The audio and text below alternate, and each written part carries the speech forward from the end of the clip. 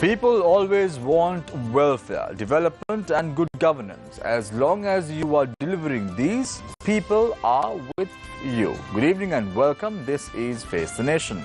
Our topic of discussion today is the prorogation of Parliament by President Gotabaya Rajapaksa last night. To discuss all this and more, we've invited two guests to our studios this evening as well. Let me quickly introduce them to you. Joining us this evening on the show are Kirti Thenakone, former governor of the Southern Province, as well as Lasil De Silva, former Director Administration of Parliament. Let's start off tonight's show with Lasil De Silva, former Director of Administration of the Parliament. Mr. De Silva, interestingly, what do you mean by the prorogation of Parliament? What does it really mean? Yeah, prorogation is a kind of a recess, you know. They are given a break, and when it is prorogued, they fix another date when it should again be called up, right? That's a prerogative of the president, and president only has the powers to prorogue Parliament, and he has the powers to fix the date and issue the gazette as to when the Parliament should be recalled. Now, prorogation is like a holiday. Usually it has been granted even on previous instances, particularly when there is a situation where they think a prorogation is required. But prorogation cannot be done, especially when there is an impeachment. You know, there are certain conditions. Article 70 specify that, you know, under normal circumstances, if the president wishes, he can. But I think there are instances, or there is a school of thought, I mean, especially the opposition.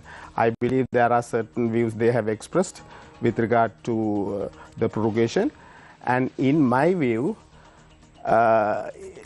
you can definitely prorogue, but depending on the situation, you know, current situation in the country, it looks, because ours is a constitutional democracy and we have a lot of issues underneath, especially there's a, if I may say this way, you know, in January, we have the next installment to be paid, right? All that has to be done.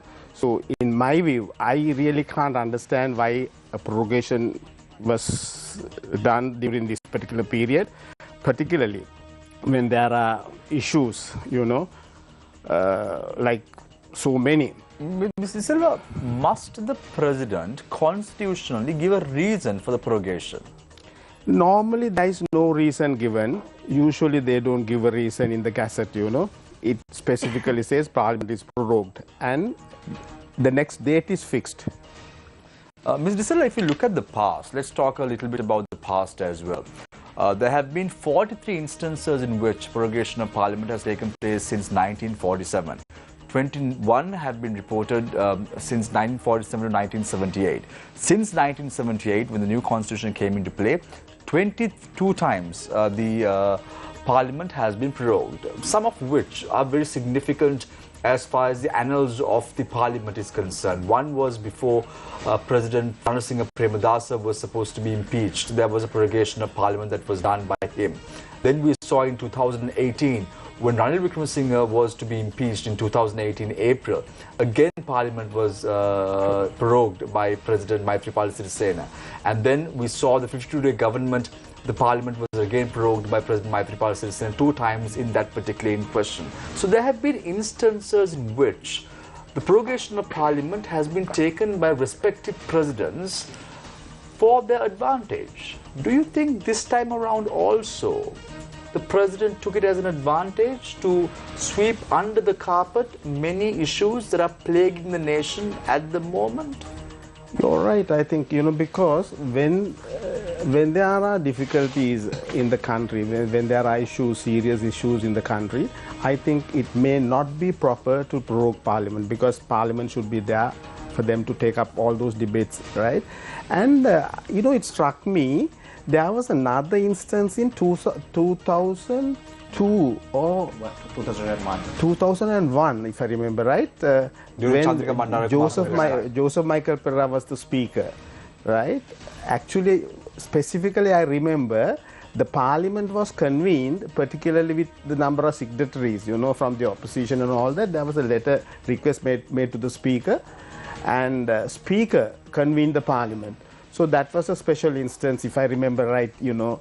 I mean, I just faintly recollect in 2000. So during President Chandrika Bandaranaike's time as the president, the parliament was prorogued 5 times. Yes. And one instance, it was the longest ever time period to be prorogued parliament. That was for 2 months. Yes. This time around, there is no specific date as yet stipulated by President Gotabaya Rajapaksa as to when Parliament will convene. We know it's on the 18th of January 2022. The President also has the power to revoke this and convene Parliament at a date which is convenient to him, isn't it? Not to suit his conveniences, you know. It should definitely, because Parliament is a democratic institution, right? Parliament is a body where people's representatives are represented, basically, and they have a function. Specifically, now that they have passed the budget, of course monies have been allocated, but constantly there are other issues that needs to be taken up, because, you know, as you know now, for a long period of time there hadn't been provincial elections, right? So naturally there is a need that they should hold provincial elections and all that. My thinking is, you know, leave aside the elections, but there are so many other issues, debt and various other issues, mismanagement, you know. There has to be, I would like to state it this way, corruption, right? So naturally, when there is an opportunity in Parliament for members of the opposition to raise these issues, that's the only way. Actually, a Parliament should be a place where people should be given information, access to information, and that is the place where ultimately people come to know. And specifically, even Parliament must be accessible to people, because they may have their own problems and they should be able to raise all those issues through the members of Parliament. And that's a democracy, you know, so those things need to be there. And there's no need for them to sort of, in a hurry, prorogue Parliament at this moment, in my view. The board of directors of the BOI was supposed to be summoned before COPE, Mr. De Silva, on certain allegations that had been levelled. Do you think, in any way, the president is trying to protect anyone? Let me say it this way, President is protecting everybody who are rogues, you know. I have no fear to say that, because I know specifically there are a lot of issues. I mean, now look at all the issues like sugar, right? So many scams. None of those issues have been taken up, and especially this Yugadanavi issue, right? So those are issues that needs to be taken up in Parliament. I don't think Parliament should be shut down in that manner, because you shouldn't do all that behind closed doors. But why was a sudden decision, Mr. De Silva? Now President Gotabaya Rajapaksa flew to Singapore on a private visit, and suddenly this decision was taken. Now I was asleep, and when I got up in the morning, I saw the message that said that the Parliament was prorogued, and it took me by surprise. Why? In your opinion, do you see a reason for the president to do so? You know, let me take it up in a different way, right? Why is the Parliament there for? The Parliament is there for us to see there are a number of functions, right? Unfortunately, whether those functions are being done, right? Legislation. So most of the legislation that are pending might get lapsed. So that is not the right thing to do, because when a prorogation is done, especially if there's an impeachment, of course, that remains, and normally you can't prorogue, but there are certain things, all the other things get lapsed. So I think in a country, you know, now what Gotabaya and this, their manifesto also spoke of, right? Development. So naturally, the vistas of prosperity. Vistas of prosperity, right? So at the moment, I don't think anything good or anything meaningful is being done in the best interest of the country or the citizens, because people go through a lot of hardships. I didn't want. It's obvious now. See, manure, fertilizer issue. right? And people are facing all kinds of problems in that way. So with all the problems there in the country, you know, even the opposition wants time, especially to take up this whatever on the floor of the house. So why should you shut down parliament? And it may not be the right thing. And like what I said earlier, you know, specifically like even the Yugodhana issues and all that, right? There is a process to be done. Specifically, those have to be informed, and with the approval of parliament, only those have to be done. So why such a big hurry? Because we all understand that there are a number of items that are listed for sale. So are they going to sell all that, you know, with the parliament closed? Are you trying to say that there is a danger that is imminent right now in the country, that certain public enterprises or even state property would be sold until the 18th of January because the parliament has been prorogued and is not convening? Is there a danger?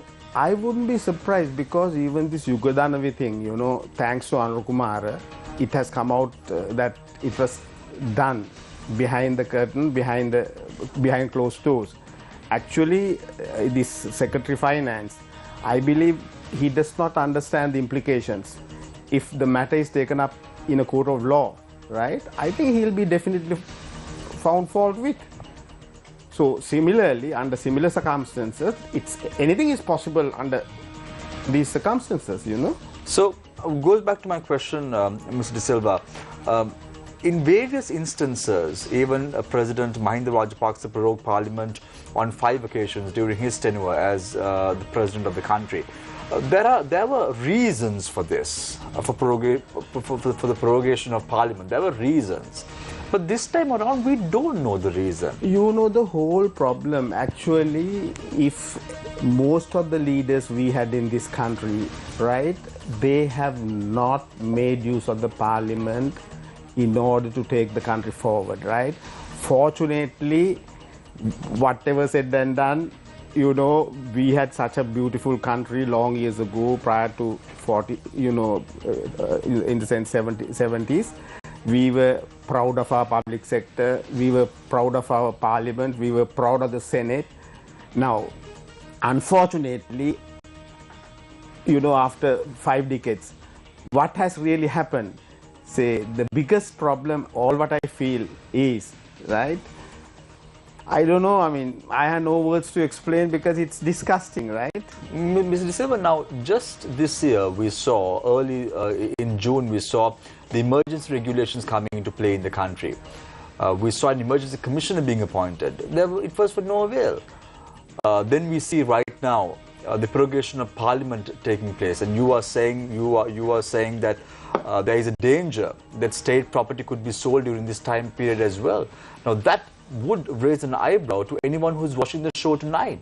Is the government trying to move towards that authoritarian rule and take everything under their belt and do as they please? You know, ours is a constitutional government. Can't manage, it has to be, because there's a constitution. Naturally, they are duty bound to adhere to those principles in the constitution.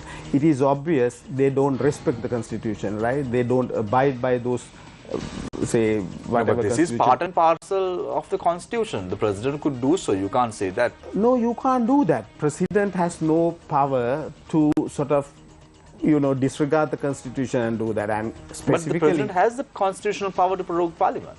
This is, and specifically with regard to prorogation, yes. But what I mean, basically on the question that you raised, right? Does president have power to do all that? Right. You know, actually, there is a parliament, and parliament has a role to play, right? It has certain functions according to the constitution, right? And specifically, now they say the parliament is the ears, the eyes, and the voice of the people, right? So I'm trying to tell you, I mean, do people have a voice in parliament? No. So under similar circumstances, is the parliament doing its role? And on the other hand, even laws that are enacted in parliament right now, in my view, right, sometimes even the 20th Amendment will go back. No, 20th Amendment was introduced having repealed the 19th, Audit Commission, Procurement Commission, all that, right? And there are even other, like in the Police Commission, right? A lot of things. Independence of the Police Commission, right? We now face all the consequences. Unfortunately, it has created highly politicized public sector. So in similar circumstances, that we can't approve, right? So the parliament has to be kept open for all purposes. This is not the family silver of politicians. This is the public's money and public property that we're talking about at the end of the day. Certainly. Certainly. Well, thank you very much, Alessio De Silva, former Director of Administration of Parliament. Mr. De Silva was also a prominent figure in the Maithripala Sirisena administration as well. We'll talk a little bit about that as well as we progress with our discussion today about the prorogation of Parliament. I now move my attention to the very vocal Kirti Tennakoon, former governor of the southern province, now back in his saddle. Mr. Tennakoon, interestingly, Kirti, if you look at the way in which how this government has acted in the recent past, doesn't the prorogation of Parliament raise an eyebrow? Must the people be conscious about the next move that will be taken by the President? Has that come to that situation at this very moment of time? Must we be fearful as to what the next step would be like? Shamendra, thank you very much for inviting the session after a very long time, and it's a pleasure to be back with the program. To answer your specific question in a different way, when talking about the prorogation, I had experienced, I have talked about this with various prominent political figures in Sri Lanka. And my memory goes back when I had a 3-hour interview with former speaker, Vijamu Lokubandara. He said one very interesting statement on prorogation of Parliament. He said,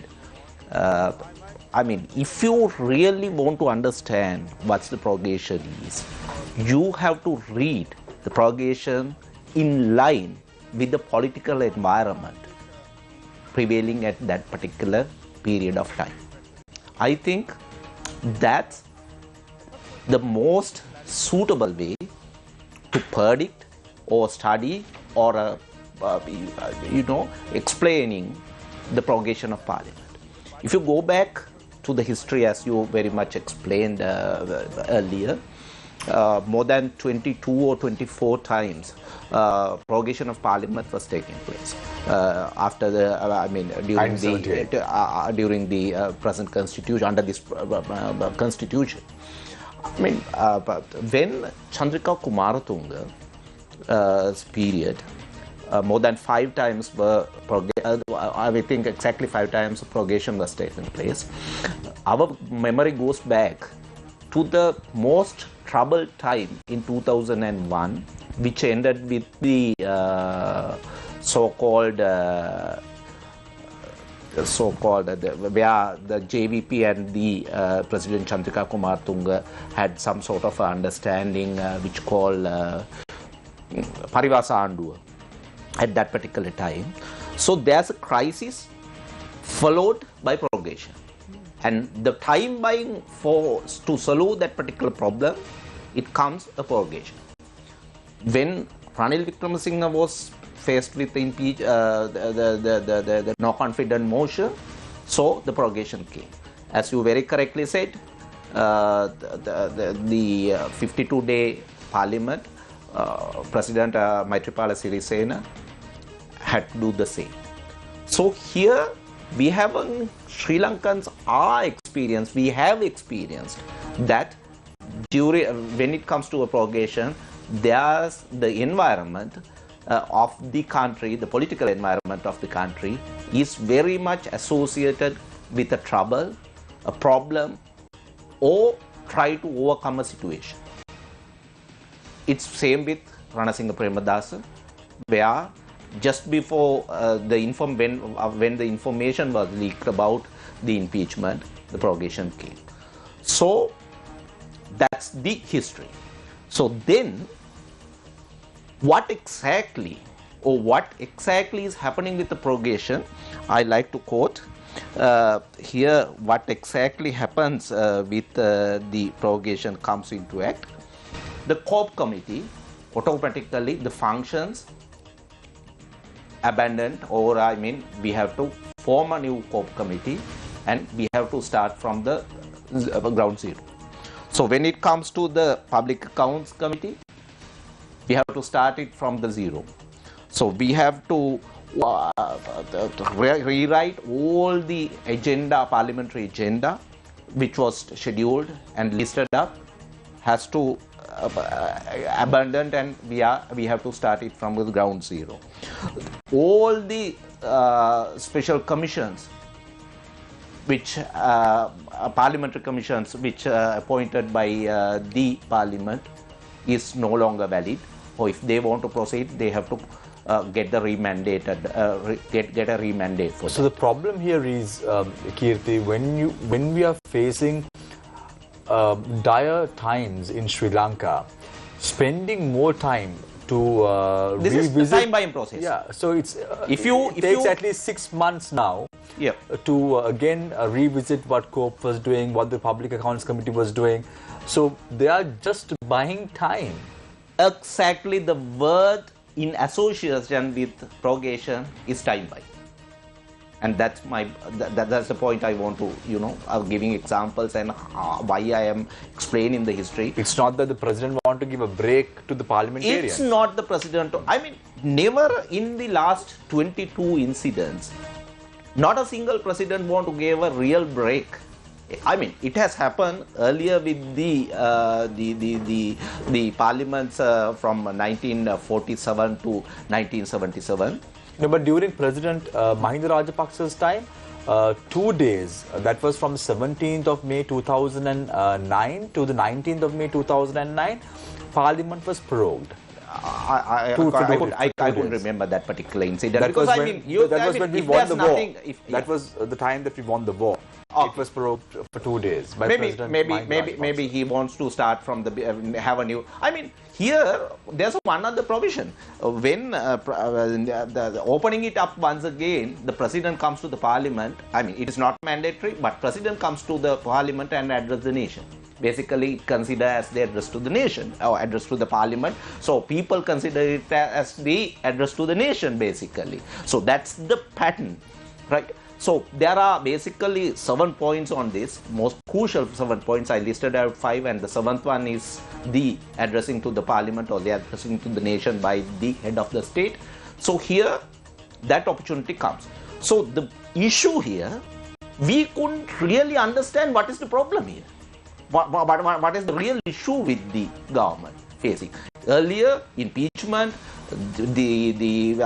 finance issue, with Chandrika, they was not able, there was no enough financing, and they were struggling with the budget for that matter. The other issue with Ranil Wickremesinghe was the no confidence motion, 52-day parliament. So that is something to do with firing of the Prime Minister, and the numbers were not made for the appointed Prime Minister for that matter. But here, we know the issues in related to the country at the moment. Number one, we are having a debt issue. Only 1 billion is available. And today, as per today, 800 million US dollars are needed to buy fuel, wheat, sugar, and 3 other essential items. So if that is taking place for another the next 30 days, we don't have money to pay our debt there. So, but when Professor G.L. Pieris was questioned on this, the chairman of the Sri Lanka Pradena Peramuna, and also the Minister of Education at present, he's saying that these two are not connected to each other. There are agreements that have been reached with international institutions, and we have to respect those institutions in terms of our payments and obligations to them. That is the same words Chandrika Kumaratunga was used in 2001. Go back, check your library. you will find the exact wording coming from Chandrika Kumaratunga when she did it in 2001. This is that's the explanation, if my memory is correct. So, Keerthi, what are you trying to say? Are you trying to say Vincent Pereira, the Ministry of Parliamentary Affairs, came with when the parliamentary is provoked in relation to the Ranasinghe Premadasa's impeachment. Yeah, so, now, exact wording comes on. So, usually, so we know the problem. Usually, Keerthi, in Sri Lanka, people forget very fast. Yes. Things are very short-lived. Yes. Do you think right now there are many issues plaguing the nation? The gas problem. Gas problem. Cost of living. The Yukudanavi power plant matter. The no fertilizer, no appointment of the registrar of pesticides, which is the most concerned issue.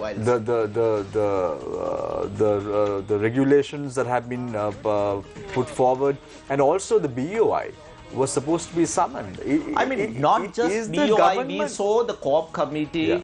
Is the various government officials were summoned by the COP committee. Various officials were summoned by the finance committee, the public finance committee commission, right? Is that? Which Honorable Priyadarshan Yapa is chairing, of course. So we saw some of these committees are doing a really good job down there. It's getting the people, addressing the issue, making recommendations, try to sort out things. But even that now, that minimal thing. Keerthi, even that, let's say, COPE for an example. Yes. Charita Herath, a government parliamentarian, is heading the COPE committee. Yes. Traditionally it was with the opposition but it is no longer with that. But here, COPE, my friend Mr. Lasil knows this very well. It is not just with the ruling party, the opposition is coming, so there are various professionals are coming, so they are making suggestions, opinions and all that, which cannot, basically put away in a simple way, because it has grounds. So that's why, I don't think Charita Herath or for that matter, Honorable Priyadarshan Yapa, the Honorable MPs the chairmen didn't, come up and try to do something extraordinary. That they have to, while they are holding the position, just look at the previous officials who were down there, like Sundil Handaneti. They had done a fantastic job. At least they, holding a position, they try to do something, show that. So they are justifying their position at that particular chair. Because if you look at the statement that was delivered by Minister Honorable Priyadarshan Yapa in Parliament recently, very, very explosive revelation. Explosive. So these issues, the heat is on with the pressure coming from the electorates and all that. There are huge unrest with the people. So that is, the frustration is coming on. So I think this is the reason. And I am not ruling out the issue. We don't have money. Simply, we don't have money. We don't have enough money to pay our debts. So then, what is the options? India is not giving us money. China is letting us down. India is making a condition that, if the SWIFT facility is given back once again to us, there must be understanding with the IMF. So it's bold and clear that we are not getting money from the people. So they have to sell something. That's the bottom line. They have to sell something, and they are trying to do that. Thank you very much. With the provocation. Thank you very much, Keith Tendako, former governor of the Southern Province, joining us this evening on the show. Let me introduce our journalist today. Onto my immediate right is Nadim Majid, and to my immediate left is Chaturanga Hapawarachi. Let's start off with Chaturanga. Nadim? Yeah. Sure. Thank you, Sham. I'll direct my first question to Mr. De Silva. Let's, for an instance, take a look at this from a political angle, rather than looking at it from an administrative and an angle from the general public. If you take a look at it from a political angle, there are a lot of rumors going around about certain very drastic political changes that may happen in the country in the next year. There is talk of a new prime ministerial role being appointed. There is talk of various individuals from within the parliament coming in as common candidates. politically speaking, now we spoke about the administrative point of view, we spoke about it from the general population point of view. Taking a look at this from the political angle, is there any sense for the parliament to be prorogued at this moment? Does it in any way reduce the burden on maybe the Sri Lanka Podujana Peramuna and the Sri Lanka Freedom Party having these discussions to go into provincial council elections together, things like that? That is what I'm asking. You know, Parliament actually should be a place where it is always there in order to take up various issues, like even Shami said, right? So naturally, it has to be, in my view, even for people, it has to be always kept going, right? Now, we know Parliament has not done its duty, right? Parliament had given all kinds of assurances. I will go back to 1994 when Professor G.L. Piris on the floor of the House said that there will be a new leaf of turn, right, with the Bribery and Corruption Commission established, right? And that was, I mean, huge promise given to the country. So naturally, like what you said, in this country, nothing happens the way people want it, right? Now, J.R. Jayawardena long years ago said he can't only make a woman a man or a man a woman, right? Now, Gotabaya said again, right, I can push anybody by the neck and get work done, right? I mean, do you have to do that kind of things, or do you have to, you know, whatever said and done, what the country needs, you know, the Parliament is a costly place for the public. Look at India. You have only 1.3 billion, right? They have only 545 members, right? In our case, we have 22 million, and in a 22 million country, we have 225. If you really work out, like what you said, do people feel happy maintaining 225 members? I don't think they're happy, because not worth all the trouble. It's only the expenditure part of it. And see people now in Kenya, there was a boat had capsized, and people go through all kinds of hardships. Like what you said, are people happy running a top-heavy government? Such a lot of institutions. Look at the police. Look at various institutions. Now look at... Mr. De Silva, now, yes, your point is absolutely on par with what I'm trying to get at. Now, we remember how in the past, when this government was being established and certain members of the opposition were asked to come on to the ruling faction to make the numbers right for especially things like impeachments and no confidence motions that happened in the country in the past. When things like this happen, there is a lot of money that is exchanged between these individuals, and the bribery commission and all of these people have been examining, investigating these matters, but we have never seen someone actually being, except for maybe one incident in the recent past where people are generally taken before the law. Now my question is again, now there are a lot of things that people say will happen next year politically. In that sense, is this a way of appeasing parliamentarians, saying, you know, make the deals now so that they can start next year, start from scratch, delete all their problems away through cope and all of these, and start afresh with maybe a bundle of money in their hand? Is that what is happening? That is my question. Yeah, basically I think you're right. Actually, politics in this country is a business, right? They make such a lot of money within a 5 or 6 year period. All what they do is they reinvest that money, in my view. What I feel is that, right? So it's a flourishing business, right? Unfortunately, that had gone on for long periods. Since 77, that had been there. So I think most of the problems what we are facing right now is owing to all that. People must understand, you know, kleptocracy had gone on for years. And again, I would say, what is this, you know, aristocracy. People who don't have the competence to run a government are running governments, right? Unfortunate situation is, this is the biggest problem. As you just raised, you know, you asked me, what is the biggest issue? What do people feel? The people don't understand, as you very correctly stated, people don't understand what has gone wrong, having sent the wrong people, right? Because they, you know, devised various methods in order to win the elections. And last time there are stories that, you know, various things are now being discussed about is it Sunday attacks and all that, right? Unfortunately, the system is so very corrupt. Unless you put the whole thing, you know, in the correct perspective or clean up the system, right? Cleaning up the system alone is not what is needed.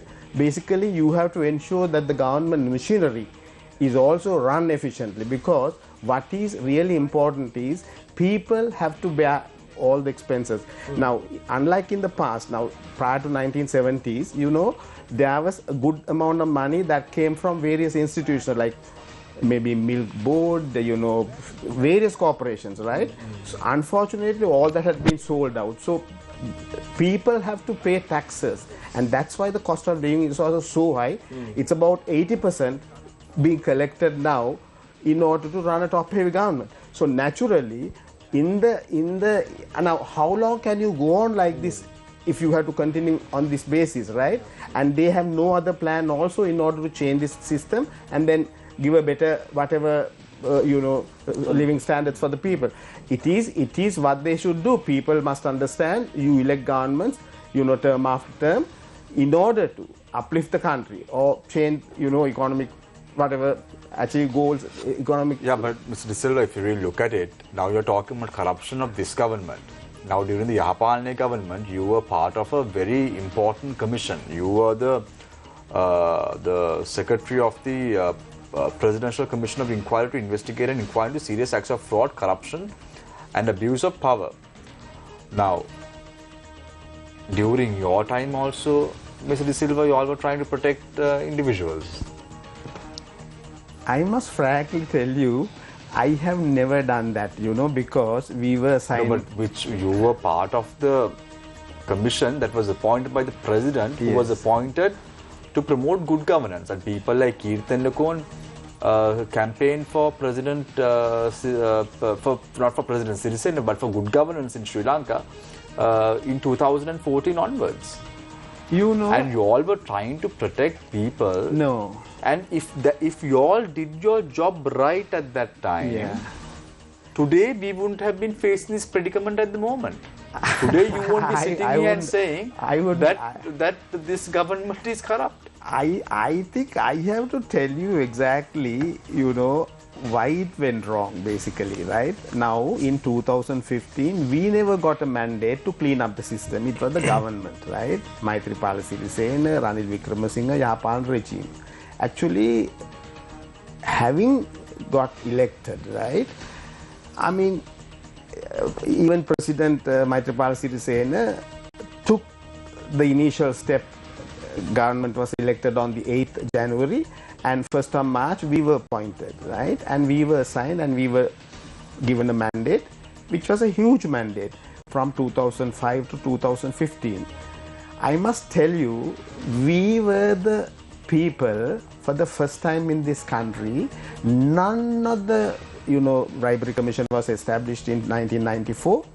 It's a huge mandate they have. Unfortunately, they just could not do anything. I mean, they say the sprats were caught up, none of the big sharks were taken in or whatever, right? Which is true. Up to now, nothing had been, nobody had been even investigated, right? But in our case, we really, I have no hesitation to mention, even the present Prime Minister, who was the previous president, right? There were investigations done.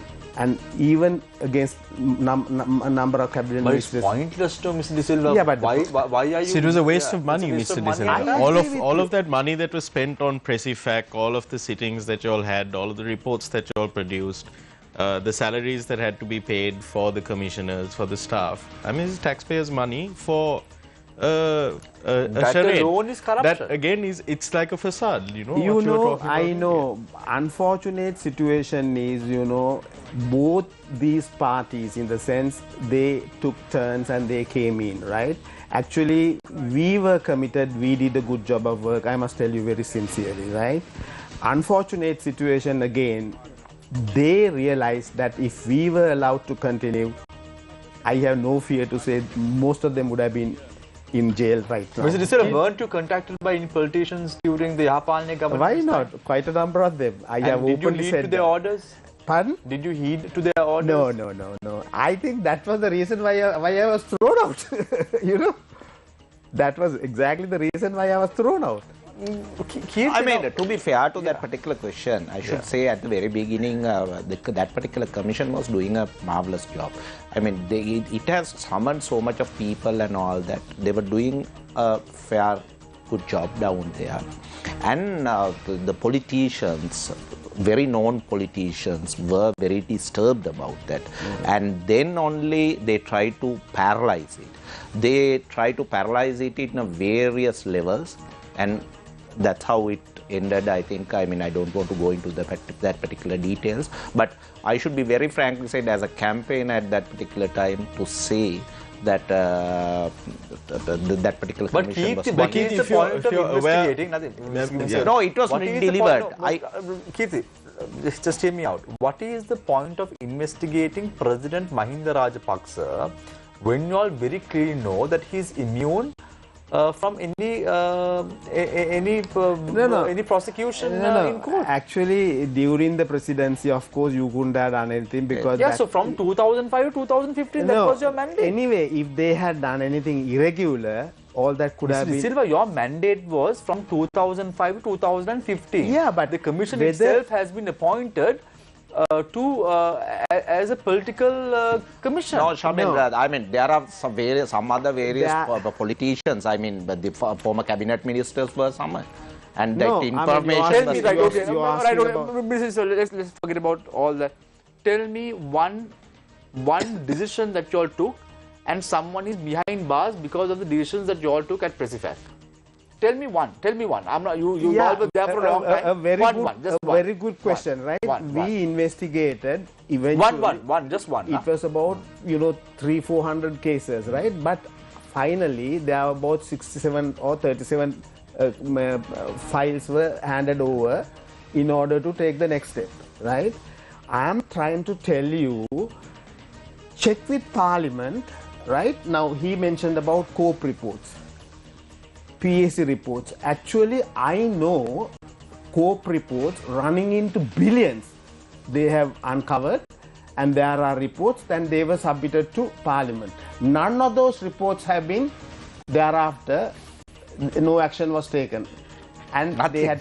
they had failed. Absolutely nothing. Yeah. That is so what I'm trying to tell, Mr. Disilla, my issue is this, right? Because now when these things happen, it is a total waste of, not only is it a total waste of money, don't you also, as the secretary of the commission of that time, if you see that, public funds, taxpayers' money, our tax rupees, mine and yours, are being wasted in this manner on pointless commissions because it's not ending up in any kind of meaningful prosecution, don't you as public officials have responsibility to blow the whistle and be at that time, not later, not after the commission sit-in, at the time to blow the whistle and inform either through the media or through your own channels to inform the public that this is a charade, this is a waste of time. I think I have an answer to your question, right? Even during the investigations were pending, when the investigations were pending, right?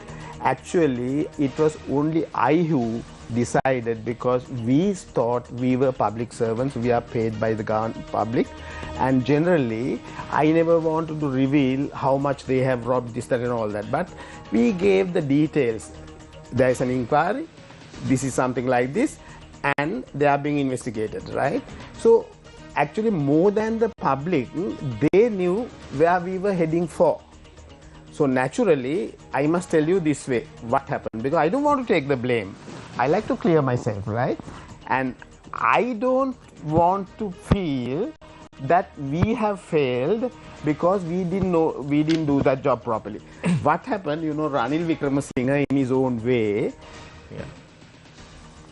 at a meeting, said that there is a problem in the country. The public sector is now crumpling down. I have said this over and over again in a number of interviews like this, right?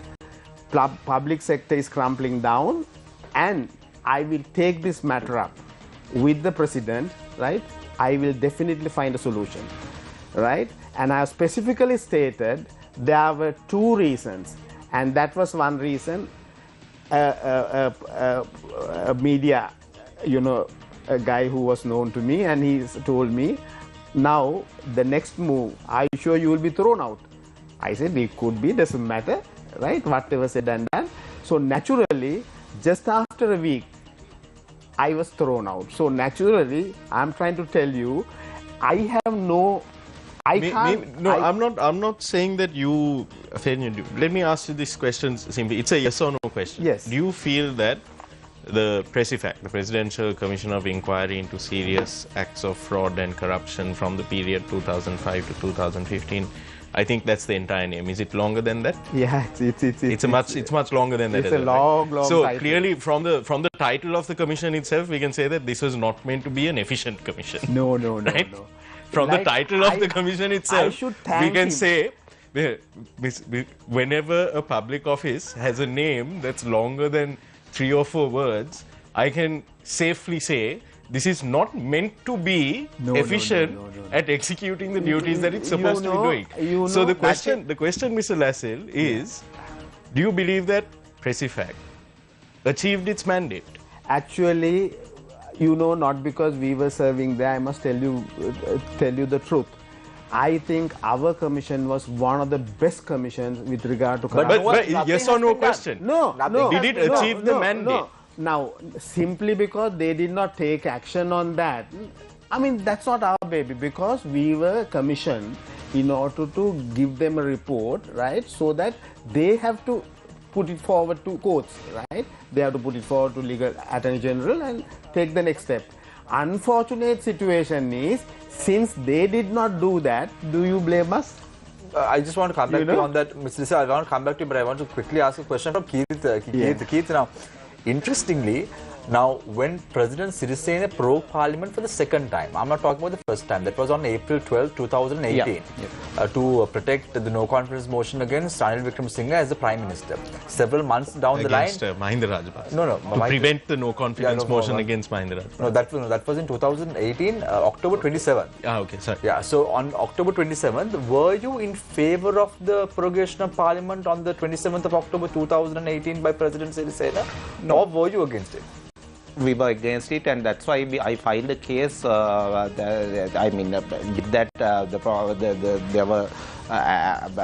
were some other issues came on, whether it's legal or not. But I am one of the petitioners. I'm one of the petitioners who went to the Supreme Court. There is no question about your integrity here, but because we respect you and the way in which you worked as the governor of the Southern Province for a very short span of time was quite okay, remarkable, we could say. However, on the 9th of January 2019, after going against President Sirisena for prorogating Parliament and appointing Mahinda Rajapaksa as the Prime Minister, you take over the post of governor from the President. I mean, the President is having the powers of appointing... What is your neutrality? It looks like as if all of you are in the same game. Like Ranjan Ramanayake said, "Me okkama yaluwa malli." No, it was a very different circumstance, not as the present circumstance. I mean, we were invited to take up the governorships. Was a very different environment where the provincial council. There was no way. I mean, you go against that move of President Maithripala Sirisena on the 27th of October in the 52-day government. Understood. Yes. However, on the 9th of January 2019, you take over the post of governor. I don't understand. How did that happen? I mean, it was an open invitation, and I mean, history of the appointing the governors, there was 2 parts. One is the political this is about affiliation. Neutrality and integrity, Keerthi, because I'm just not a man who criticized the government.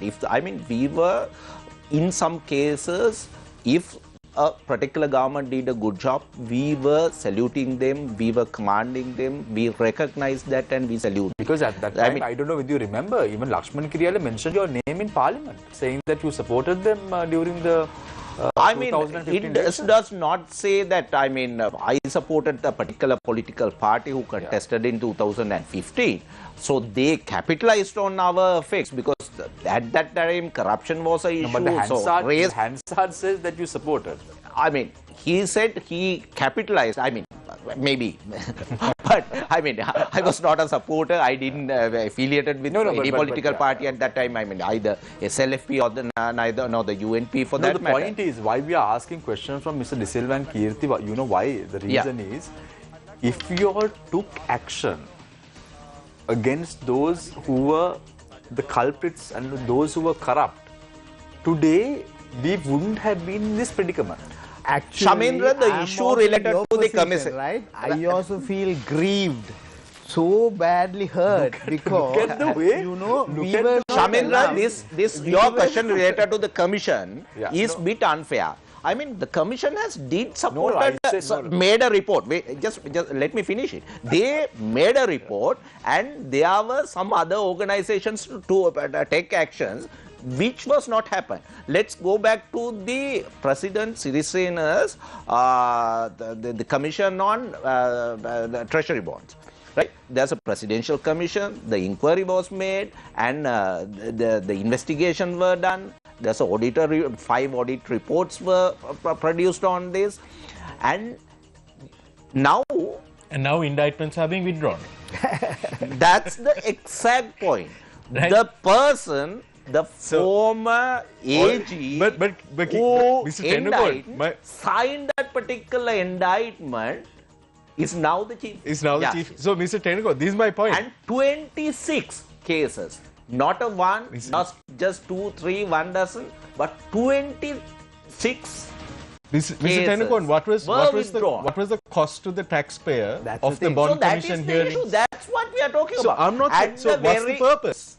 These are all charades at the end of the day. I mean, to be fair to the Japan government, they established these organizations, right? When at that particular time, politicians, various politicians, especially the ministers, so But Mr. that Mr. would Tennecourt, come Do you back think as we a would have bird. seen? You Do you can't think say- if Japan had Radhi, Radhi, continued, Radhi. do you No, think we would have that's seen another thing. convictions? No, Mr. De Silva, you can't, Mr. Tennecourt, you can't say we have to be fair to the Japan government because it was same like if No, I if- mean establishing if- the right if- to if- Information Act if we is a agree- thing, if we and agree with the- establishing the Mr. Bribery and Tennecourt, Corruption Commission thing one second. is a commendable thing. No, one second. If we agree with Mr. De Silva's argument saying he was taken out because he did not listen to the political pressure that was coming at that same time. What happened with Dilrukshi? same What thing- happened with the they- Dilrukshi? They That's were the the same same thing people who happened. dismantled the system. They established okay. The then politician they were- at that time dismantled it. So You know, they were also part of the Japan government. Bertolt Dilrukshi was Bertolt a victim Brecht finally. had said- Everyone knows, I mean, why Vajirabhi gave that particular call. Right? So It's a Vajirabhi bill called that- Lazilo also. Yeah, That, right. It has happened with, I mean, Unfortunately, that's also why I he did- could And they were part of the that's- Japan government. all He this could Dilrukshi's name was forgotten by everyone. So that's why I just came up and I mentioned that particular name. So Well, it is Miss- very framed work. Mr. Tennecourt, I feel like you're making the point that what I was trying to point out to Mr. Lassig I as mean, well. here With there Presifac are and with some the bond police commission. officials, some No, public officers. I'm who not done a questioning the commendable job. integrity. I I'm mean, not here, questioning the I mean, integrity why- of those I mean, officials. why we What are- I'm asking Nadir, is, Nadir. if those commissions, if all of these commissions of inquiry, if none of them, when was the last time that a commission of inquiry resulted in a conviction in a court of law?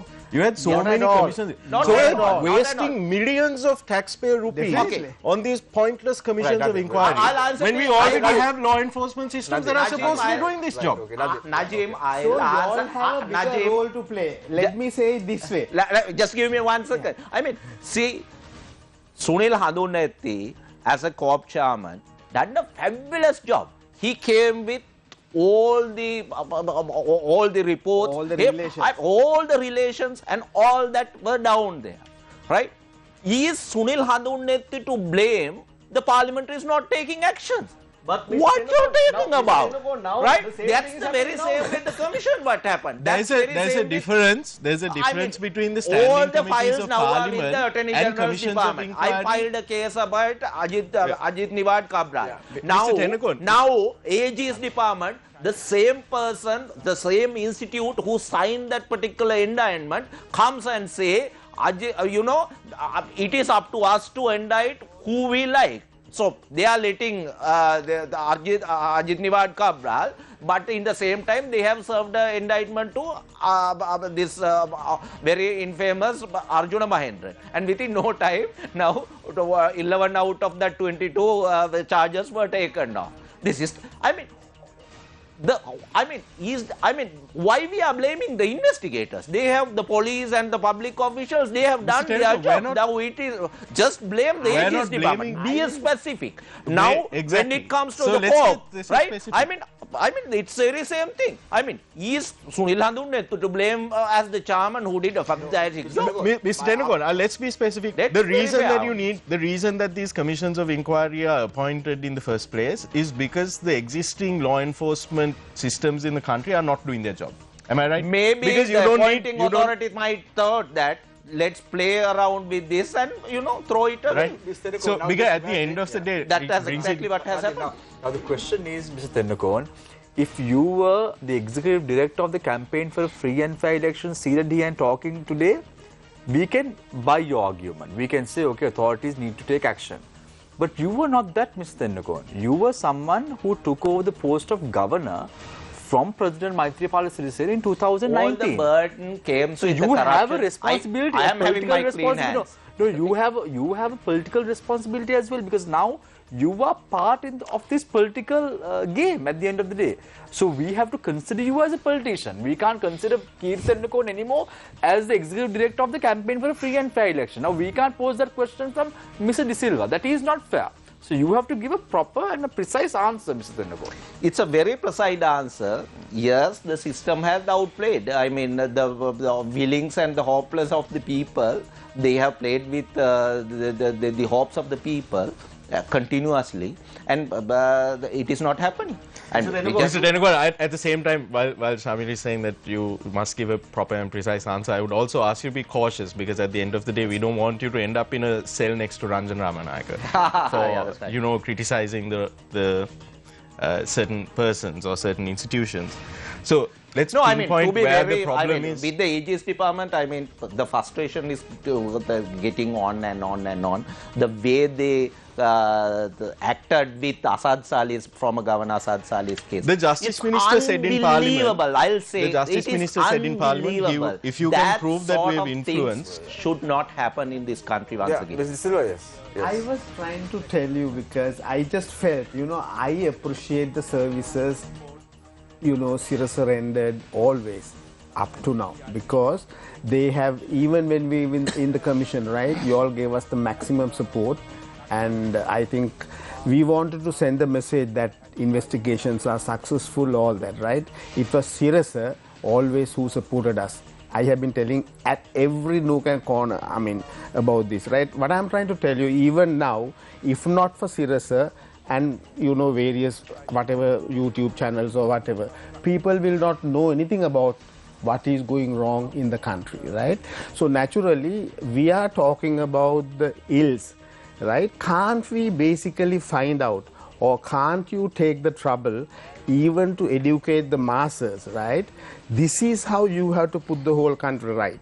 How do you put the whole country right, right? Actually, there are situations, and people have studied, even in our case, we have studied what really needs to be done. I think I will tell you exactly what needs to be done. Basically, we know about the three pillars, right?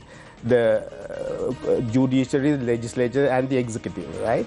Unfortunately, all these three institutions have not done their job so far, because the legislature had overtaken all that, right? Actually, legislature does not permit other institutions function effectively, efficiently, right? And it has therefore become a big problem for this country. So what I am trying to tell you, there is a need, an urgent need. What should we do? Now, IROCs, we just talked about various commissions and all that, right? The IROCs, those are called Independent Regulatory Oversight Commissions. Globally, it is accepted that as the fourth branch of, you know, government, whatever, right? Now, in our country, according to my thinking, right, we need a special arrangement, right? Actually, unless you scrap the presidency, abolish presidency and create a stronger parliament, nothing will work, right? What do you do? Now, actually, even if you allow parliament to function without the president, they will not do it because the political culture here is so very corrupt. You have to clean up the political culture. So how do you clean up? We propose that there should be a Senate, right? And our proposal is, right, those 4 branches are there. I have suggested that the 5th branch to be the constitution, right? Actually, constitution alone can't enforce its authority and provisions all that the way it deserves to be, right? So what I've suggested is constitution should be taken care of by the Senate. So you're talking about a model like in the United Kingdom where you had the House of Lords. Yeah, because in this country we function so much better than what it is, what we experience now, because we have destroyed this country since 1972, I would say. Now in 1972 what happened was, they hurriedly abolished the Senate, right? Why did they abolish the Senate? Because they wanted to introduce a constitution which was destined to destroy this country. That was efforts by Colvinaro de Silva. And even Felix Dias, all of them, right? That was a real plot, I would say. Again, in 1978, after 6 years, right? A deadly move again, right?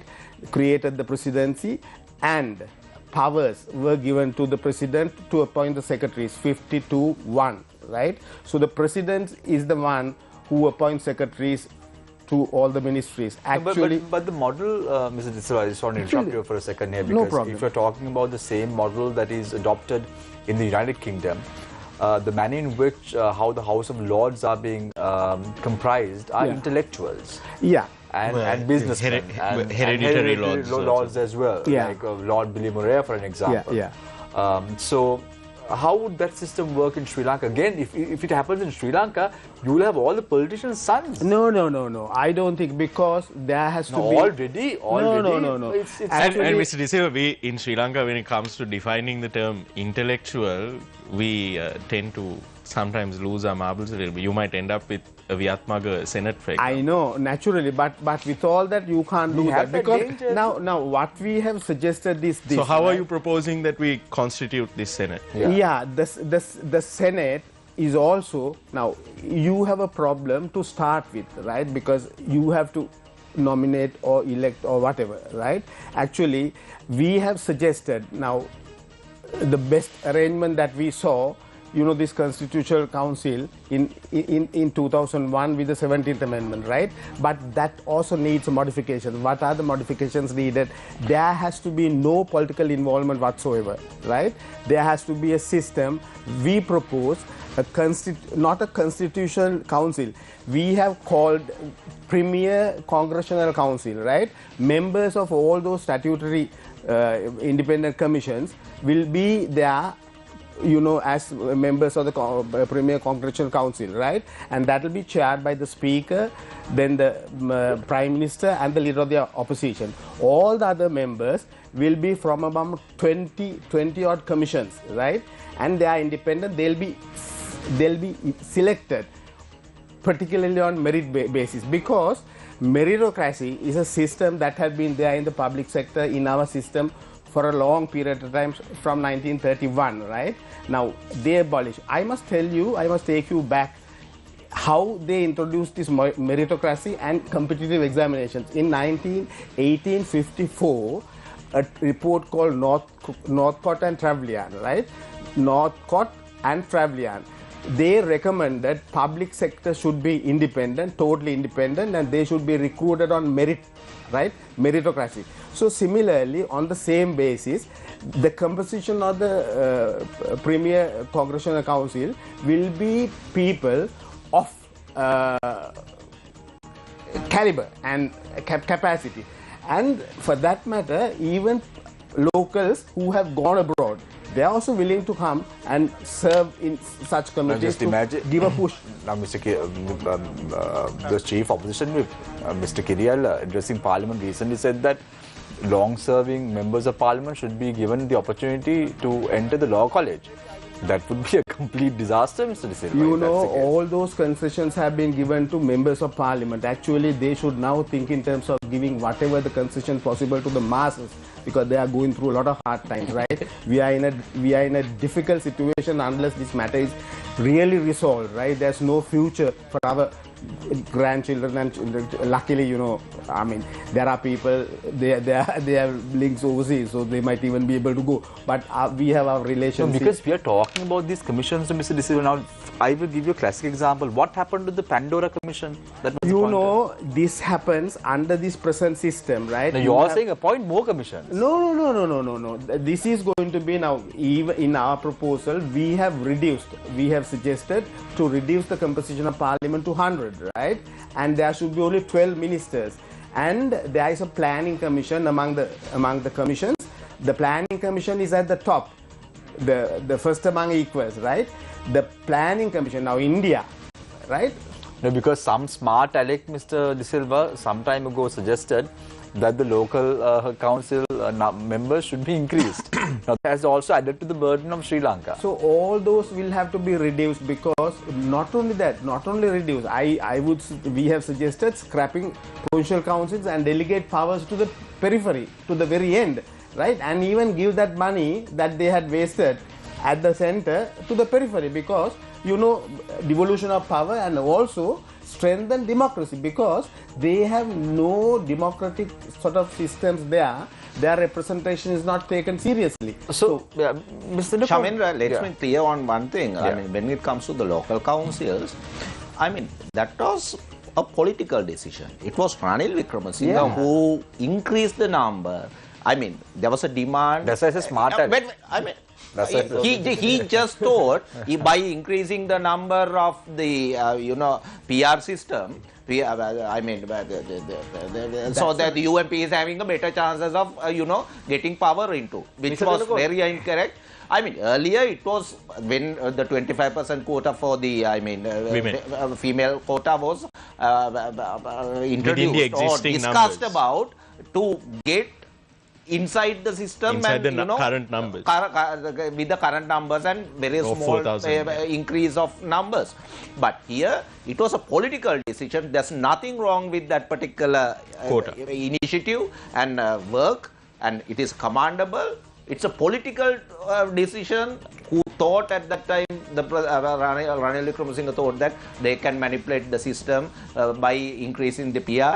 So that's where just to win election. The good initiative, good intentions didn't even end up with one proper seat in parliament at the last election. That's right. Mr. Tennakoon, we have focused the attention from the 2005 to the 2015 period now for the past 10-20 minutes. I want to ask you about the current parliament and what is happening now. Now, we see powerful people within the government, cabinet ministers coming and saying, you know, these certain transactions, especially with regard to the energy deal that everyone is talking about, this has come through the Aegis department. Yes. This has been tabled in parliament. That is why the opposition MPs requested this new fortress deal to be tabled in parliament. If there is something wrong, if there are clauses that are detrimental to the country, this won't come through from the Aegis department. In the same light, we are discussing a track record of cases being put out, taken out solely by the Aegis department. Now, this amount of faith being placed on things of national importance like this, when the parliament is prorogued, does that have any, I mean, all we are trying to do is talk about this prorogement and understand the logic behind it. No? Now we are talking about a $1 million deal happening in the country at the moment. Everyone's attention is focused there. We have a fertilizer issue, as you mentioned in our first round. Everyone's attention, farmers, everyone is looking at that issue. And then they take the entire parliament and close it down for a month. Yes. Again, these incidents, with specific focus on the New Fortress energy deal, are these things happening to support certain business transactions happening in the country? Definitely, it seems like, because I mean, we don't have money. If we want to do something, I mean, we have to find one way or the other. The only way they found is selling assets. I mean, the parliament is the only institute where at least the opposition can raise some issues or at least shout out. You know, Right? why we... I mean, there's no way people can protest. There's no way the media and all that giving a fair coverage to most of that. I mean, I'm taking this opportunity to thank to MBC, MTV for that matter. They are the only ones who's talking at this particular debate. It's really concerned to the people. But here, about the independence of the media is a concern factor. The trade unions were cracked, and we know the way the teachers association and all these strikes were treated, and how the politician treated that particular, you know, leaders and all that. So the parliament, during the last 2-3 months, I mean, there are pluses and minuses. There's a huge criticism on the actions which the opposition came, but some parliamentarians raised these issues, continually flagged those things. And that's why the shutting down of the parliament is really Mr. Tennakoon, let's take a look at the other side of that same question. Yes. For the past 3 months, except for maybe 3 or 4 speeches made by the leader of the JVP and the opposition leader, there was no substance that came out of parliament. There were fights. There were parliamentarians using almost profanity against the female parliamentarians in parliament. Yes. Nothing concrete came out from the parliament for the past 3-4 months. And then on top of that, as Shamit spoke on the first, when we were talking about the commissions, there were various individuals, officials, government, military officials, retired military personnel being appointed to various committees, and they were the people who were handling things. The COVID committee is handled by a non-parliamentarian, non-political individual. Even the emergency law committee was handled by a non-political entity. All of these things are handled by people who, so then no need of the parliament. No. I mean, here the issue. I'll come to Mr. Silva. The issue here, right? I mean, parliament is the only place where at least the questioning is taking place. We saw some questions were raised by the parliamentarian, which is very good, of course, at least flagging them, right? So even that particular small space is taken off. Right? That is the real question. Right? For example, I'll say, I mean, after Mr. Kumar Dissanayake tabled this particular agreement with Yugadhanami and all this particular thing, my understanding as a activist, my understanding with the former governor, if a public officer goes through with this, if it is a public document or, I mean, if was discussed openly, at least among the colleges of, around particular ministry, the public servants will come and say, hey, how on earth you can do this sort of a thing? I think my understanding, but I read it 2, 3, 4 times, and my thinking says, I mean, at least, I am not so sure whether at least the person who signed has read it. Mr. Disilla, he brings us to an interesting point. Now, again, these people knows the law, they know the practice, they go on with all these criteria, practices, they know the bitter, experiences. I mean, this particular deal, Mr. De Silva, we are talking about, when we take a look at it, all of the past deals, all of these agreements, major agreements to international agreements, have been signed at some point in the cabinet. That is where things happen. Yes. But then there is this discussion of whether the cabinet ministers are aware of all of this, whether it's the one family that is handling all of this. So the cabinet ministers, as Mr. Tennakoon points out, may not have even read what they are signing. Definitely they have not read. Then what is the point of the parliament? Even Johnston Fernando said openly, if ever there is a proposal, we will certainly approve. Right? So why do you need this kind of parliament? And I would say it this way. I'm sorry, I don't mean that, right? You might even close down the legal draftsman department. You might even shut down the attorney general's department. You might shut down the police. You know why? In 1978, there is a belief. Nobody knows who drafted the 1978 constitution. But still, it's a big question mark. But if you look at the statements, Mr. De Silva, that have been told by politicians in the government, who are high-ranking cabinet ministers, like Mahindra Alunkamage, as the Minister of Agriculture, said that my responsibility is towards the government and the president. I will take any action to back them up. Then Johnston Fernando's statement, the chief government whip, saying that I have not even seen the document, but it's okay because my responsibility is for the cabinet. Yeah. But when you see the caliber of individuals like Yes. ACS Hamid, Mr. Ashraf, the late Mr. Ashraf, Mr. Gamini Bandar Jayasuriya for that Nayak, matter. Even Yeah, people so- like Atulat Azra Mudali, Mudali. So they were really vociferous. Why have we as a country lacked the caliber of people that we saw before in the parliament now? You know, look at in 1987 when they introduced the 14th Amendment, right? Actually, there was no provision to bring people who have lost their seats. Unfortunately, with this situation, there is no democracy, you know, because people who have been defeated have been brought in. So that should not have been allowed. Unfortunately, Even crossovers, Mr. Disil. Yeah, After Rohit you know, Bogolaka those was are the crossover things. only, the precedent was set. correct. And also, Nine parliamentarians have crossed over. I mean, after the last Globally- parliamentary election. globally, there is a rule. If a person is elected by a particular party, right, even IPU, I just brought it, right, because in case if this will be required, I brought a number of books and various articles and all that. Thinking it might be needed. You can't cross over. Now in countries like Switzerland, Sweden, right, if they cross over, you'll be sacked. The Right? moment you Even did it, in you're our sacked. country, there was a system like that. But unfortunately, they manipulated in such a way, you know, they don't do it so that even if you go to court, it's upheld. You know, Mr. Disilla, crossover. I'm going to take us back to that same question that I Please. asked. Now, when Mr. Tennakoon also pointed this out, for the past 3 months, Yes. if you take a look at the parliamentary sessions, Yes. maybe 3 or maximum, let's say 5, let's Yes. give them 1 and let's say 5, Yes. 5 things may have come out of parliament. Yes. And then even the investigations that have been going on through COPA, through COPE, Yeah. all of that now with this prorogement is now out. They Yes. have to be restarted. Correct. Then, if it is the only point in parliament is for people like Andrakumar Dissanayake and Sajit Premadasa to stand Once up and in a while, shout, yeah.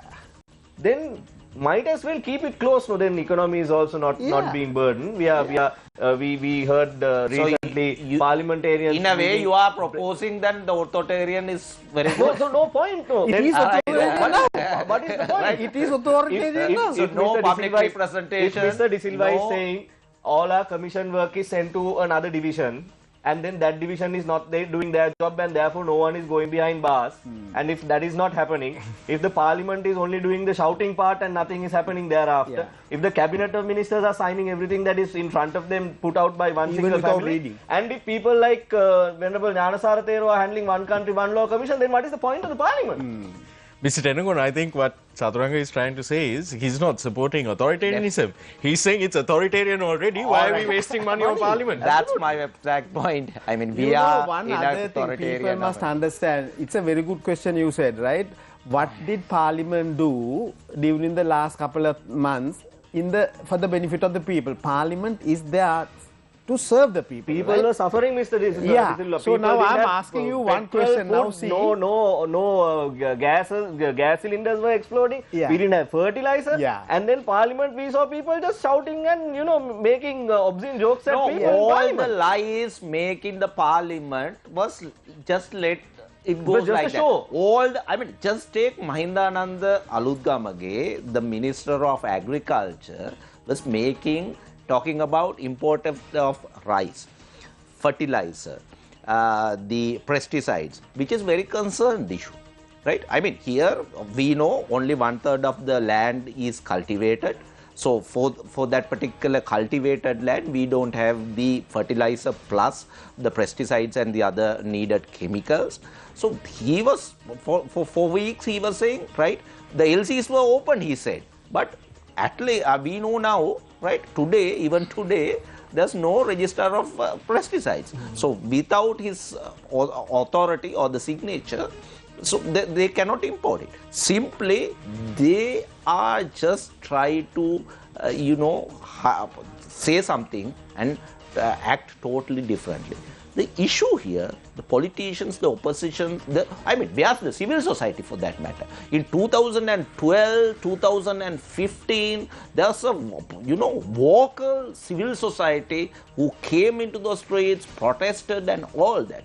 All that glamour of the civil society is gone. That glamour of the civil society anyway, after the Yahapalne government came into play, were a bit silent.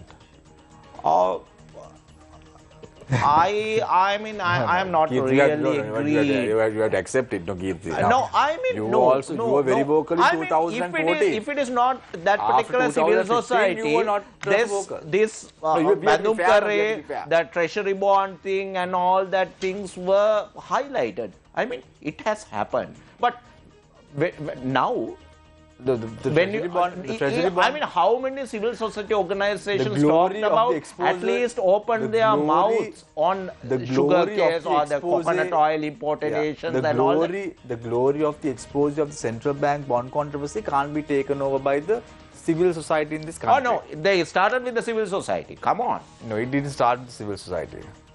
The first day, it was the cafe who did the first press conference, and it was only the When civil was the who covered date? it. When was the date, Mr. Dhanava? It happened in the same day. Yeah, so 28th of February 2015. Yeah, that's right. Right. Okay, so anyway, Mr. De Silva, getting back into the nuts and bolts of what we're talking about, the parliament is now there to pass acts that favors the government to rob. Naturally. Look at the 20th Amendment, right? Basically, it has strengthened the hands of the current government. My thinking is there have been instances, we have 20 amendments. Unfortunately, we can name only the 17th Amendment and the 19th Amendment were progressive amendments, right? None of the other amendments are actually waste of government funds. No, but even the 19th Amendment of the Constitution, Mr. De Silva, because of that only we had this big problem. You're right. With Ranil Wickremesinghe and you're right. I agree. Maithripala Sirisena. Yeah. As a result of the 19th Amendment of the Constitution only, we had the 20th Amendment of the Constitution, which the government thought needed more powers to the president. Now there is more executive powers in the country. The Prime Minister's role has become somewhat null and void. And now the president is taking a upper hand in making the decisions. That is wrong. And isn't that what the people wanted? No, but that is wrong. Now, people may have said, having seen, having experienced corruption, all that, right? That Gotabe will put the whole thing right. But that is wrong. The system is wrong because all what you need to do is not to strengthen one individual. That is autocracy, right? So what I'm trying to tell you, all those institutions have been broken down. That's why we are talking about, reports not being actioned or whatever, right? Reports go under the carpet, right? So that should not be the way. What I personally think is it should definitely be reformed. High time for us to go into all that and see. Unless you do that, there's no future for this country, right? So now, that boils down the question or begs the answer, why do we need a parliament who are comprised of individuals who can't take a proper decision? That is personally, in my view, right, it's again a mobocracy, right? It's a mob who is running the country. So naturally, how do you break this down? It has to be done by the people. They have to wake up. They have to say, okay, we want democracy. We have to run a democratic government, right? Now, even the present system... Look at the way in which some politicians address the parliamentarians. Disgraceful. Now, it happened even during the previous regime. Now, whatever said and done, former speaker, right? There was a comprehensive report that was submitted, having gone into all the, those. And they should have definitely taken action in regard to that report as well, right? But now, this former speaker Karu Jayasuri didn't take action. There was Dilum Mamunugama at that point removing the mic. Correct. Visuals are there. Yeah. What did the former speaker? Water being poured. Yeah. What action did the former speaker take? So this is all the these individuals have been protecting each other. In this country, let me say this way. Politicians only have enjoyed comforts. I can tell you another story. It's disgraceful, right? I don't want to say it. It's cheap. I will say it this way. This country has not been governed for so many years, right? Unfortunately, it had ended up in misery because they have not ruled this country, right? They have only enjoyed the... I have very good examples. I don't want to say it because I don't want to disgrace them to that level. most recent example in related to the Matale MP, Mrs. Rohini Kavirat, right? I mean, the statements would be, this is grade 8, grade 9 students making these such words in public, you know, right? So then it was acknowledged by the speaker, Yeah. but no action was taken. And Not also- action was taken. And it's very sad that the opposition was not, you know, strong enough. Not strong enough, not addressing it in a way as it, you know, should. It should be. The issue here, it is not just Sri Lanka. It's not just parliament or the parliamentarian. But don't forget the fact, if you go back to HCR next time, that's point number 6 is related to the, you know, women treating badly or in a violent way and on all that. It was mentioned. So we are flagging that. We are giving examples to the people who's making various allegations on Sri Lanka. So that sadness is down there. What we, you know, practice here, or not taking actions on But this. Kirti, what I don't understand is Sri Lanka is facing so much of problems. Even the opposition is not doing their role properly. No, they are not coming with answers. So that is the so that most is the concern problem. factor. You know, it struck me, I brought some actually, you know, various books and acts and all that. Now, you asked me one question that even the laws have been drafted, enacted in order to benefit the politicians. The politicians. Right? So, naturally, now, actually, I just brought 2 acts. You know, Strategic Development Projects Act number 14 of 2008. Drafted to rob. Drafted to rob. Act number 40 of 2008, National Thoroughfares, drafted to rob. I invite general public, download this and read, right? Download this. It's not a huge law. It's a very small, right? It's a very small piece of legislation. I invite everybody to download this and read, right? This is how they have ultimately pushed this country into a situation like now. We should not be frightened to tell the truth, right? This is all done in order to rob. What happened eventually, right? There are so many other laws. Actually, there is a constitution, but nobody knows what the constitution is. There are other laws. Unfortunate situation, the biggest problem in this country, Parliament, though they have been there elected term after term, nothing had been done in the best interest of the people. Yeah, that's right. I mean, to add to that particular thing, Shamir, I mean, the ICPRC Act was introduced to Sri Lanka or verified by Sri Lanka to ensure that freedom of expression, right? The very basic fundamental is that the purpose of is that to ensure the freedom of expression. But here, how many people now behind the bars just by using that particular piece of legislative, right? Very unfortunate. It now, was, you know, serving the other opposite of the very same purpose which was introduced the law legislative. Yeah, but see, Kirti, in 2013, the Divinagma bill was passed in Parliament. Yes. No? Now, the civil rights organizations like the CPA went to court against these bills. Ultimately, what happened? The politicians reigned supreme. They did whatever they wanted. And to that extent, I don't fear to say, now what happened to the CJ who supported that bill? You know? Mrs. Bhatnagar. Yeah. Yeah. She was removed. So naturally, this is not what we want. If we really want a strong country, right? The basic thing, even the judiciary has to be granted, given all that independence so that they will do that. I'm happy even recently the Supreme Court said Attorney General does not need to, let me say this, dance to the tune of some politician or whatever, you know, something like that, to that effect. So we have to be proud, and we really need to give our support if possible to strengthen. We need good governance, nothing else. We need. But that is what we prayed for in 2015. Look what we got, Mr. De Silva. We change the pack, the jokers remain. Yeah, you are right. Mr. Tenagon, going by what what the Supreme Court had informed the Attorney General, we saw what the Justice Minister said in Parliament as well, that if you can prove that the government had interfered with the AG's department, that he would strip and go home. Do you believe that when you look at the functioning of the Attorney, because it's not like the Attorney General's department is a very open institution that shares information with the public.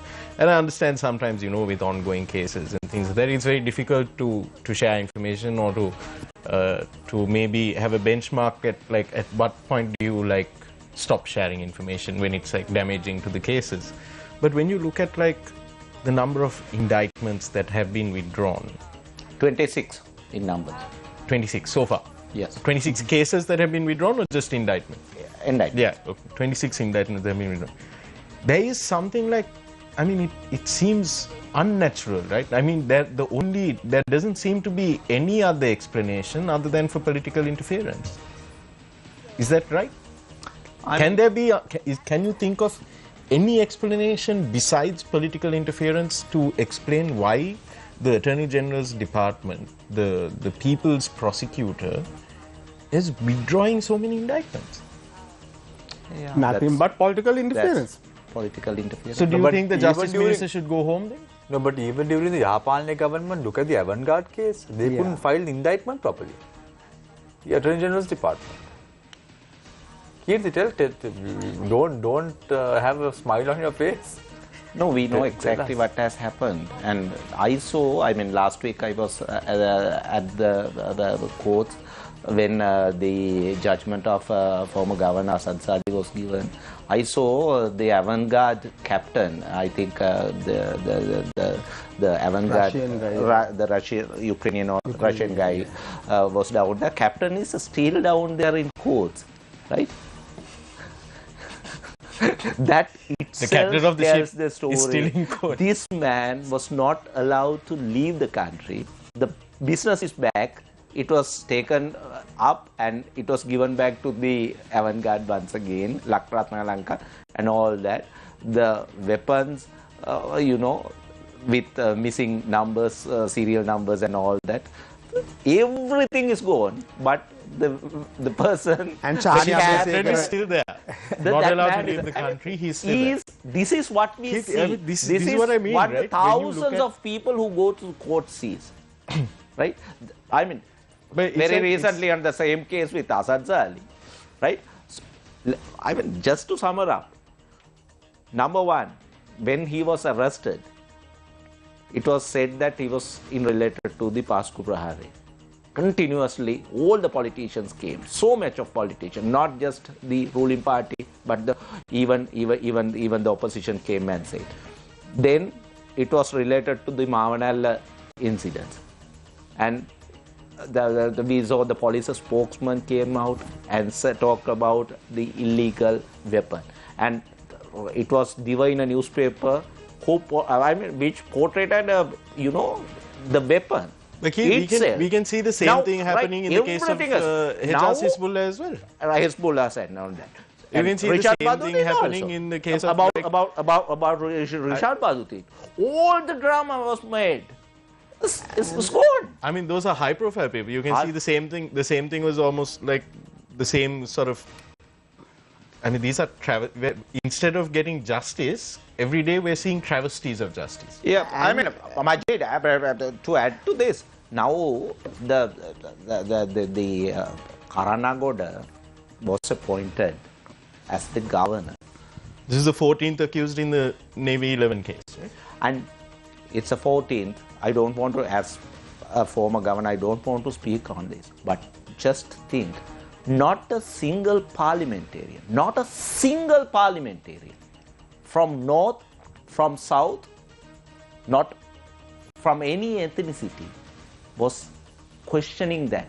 At least mentioning that this man, is the 14th accused of that 11 people who was gone missing.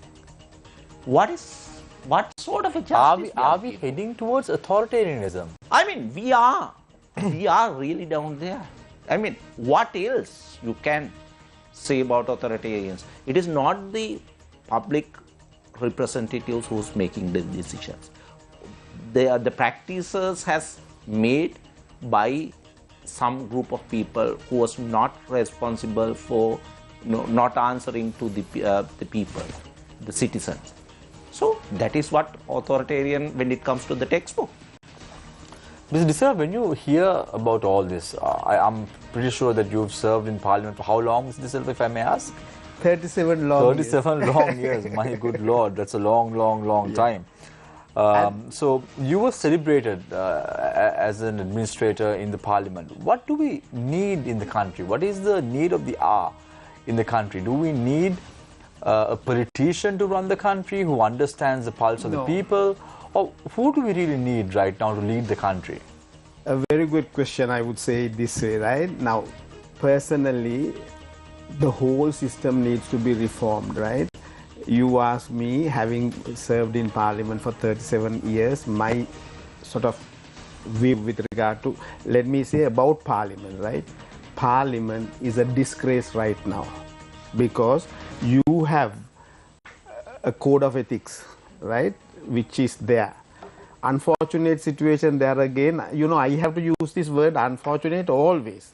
It comes to my mind always, I mean, right? Unfortunate situation is, what is this code of ethics there for? Leave aside all that, right? What are the party leaders doing? Party leaders in other countries, in the Westminster system, wherever Westminster system is there, they give nominations to people who can really turn the country around, right? Who are performers. But here in this country, they have eventually given to a group of people who have really taken ownership of the Parliament for the last so many decades. What has happened? They have ruined Parliament, right? They have ruined the country. Ultimately, we are in a debt of, in a sea of debt. I don't know, nobody knows how to repay all that. Forget about all that. Is there peace, or are the people happy? Let it be even the middle class or the lower class, right? Unfortunate situation again. People might even run short of food, everything. No planning whatsoever. So this is a very serious situation where people have to come together and, if possible, even think the best solution is, now it reminds me, Plato had said, philosophers should rule, right? And even in our own Sinhala saying, there is a saying, bodhisattva tamai, like people who are, say, like, people who are ethical and who are morally upright. That kind of people should be there ruling the country. Sadly, they are not there. There are murderers. There are, say, all kinds of bar license owners, right? Then how many?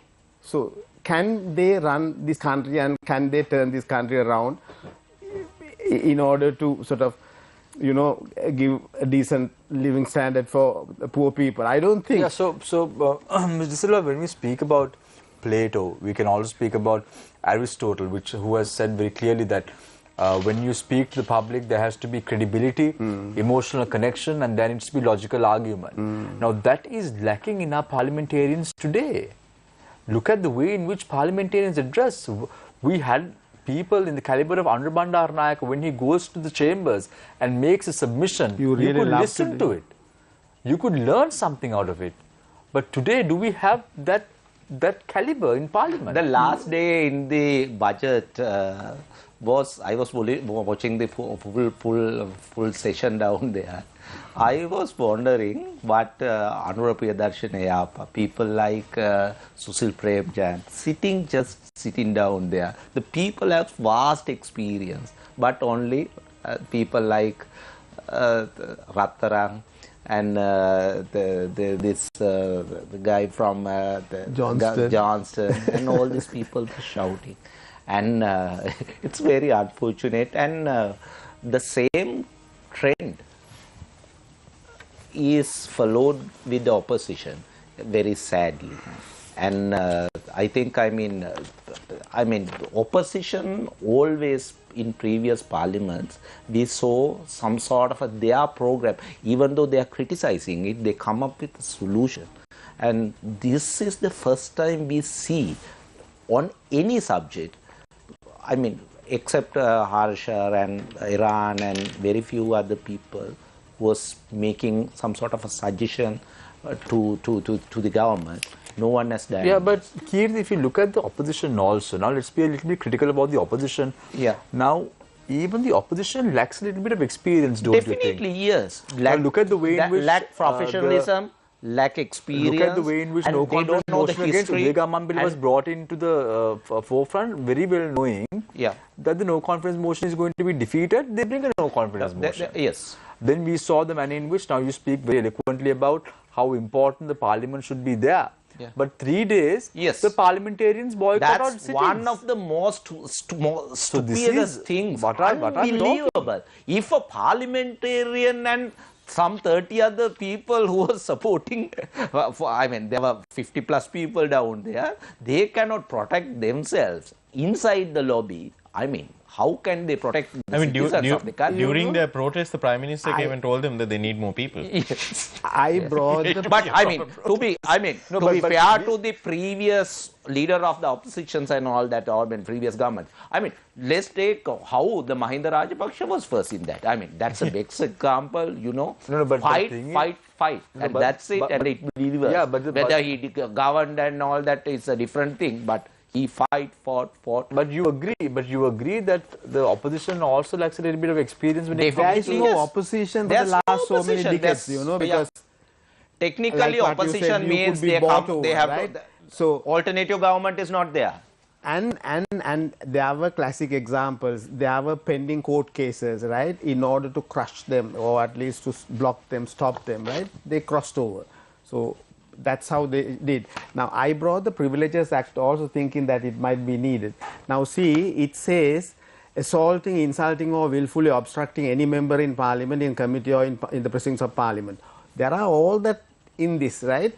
There is an act with regard to various whatever restrictions or there are so many things that you can't do inside parliament. Now, with all this type of laws, with all those, codes of ethics and all that, right? All that happened. Who is responsible? The party leaders are there, the speaker is there, Privileges Committee, it's called Privileges and Ethics Committee or whatever now. So, Yeah, but Kirti and Mr. De Silva, what we have noticed is, if you go out there and tell the public, guess what, the parliament has been prorogued, the public will look at us and ask us, question us, so what? We have so much of problems right now in the country. We have the fertilizer problem. We can't go to the kitchen and cook because we are scared that the gases will explode. We can't buy beans or carrots or cabbage anymore to our kids. All the prices are high. Yeah. So what? Does it really matter to us? It's not, because we have bigger problems that is plaguing the nation as a whole at this very moment, Mr. De Silva. You're right. Whatever said and done, even both, sides, right? They have taken turns and all that. Eventually, all of them have failed. Now, one of the professors, a British professor who worked under Tony Blair, say Gammons, if I remember right, he had said the politicians the world over, right? People are getting sick of the politicians, right? So they have to change, and they have to change genuinely and see what the people genuinely wants, So in our case, it is, I think, a lot more. I think we need it much better, more than in other countries, No, but what must we do right now, Kirti? What is the alternative? Now, Mr. De Silva is saying we've been giving power to the two main political parties. They've obviously not performed to the mark at the moment. So we are lacking an alternative in Sri Lanka at this very moment. Who do you see will reign supreme at the next presidential or a general election? I mean, do you see a future for politics in Sri Lanka? Definitely there must be a program, there must be an agenda, there must be a well discussed setup or a system to overcome these issues. Within no time we will be bankrupt, and there must be some sort of a way to create wealth. Without money, without wealth, we cannot do anything. And the corruption is the biggest issue.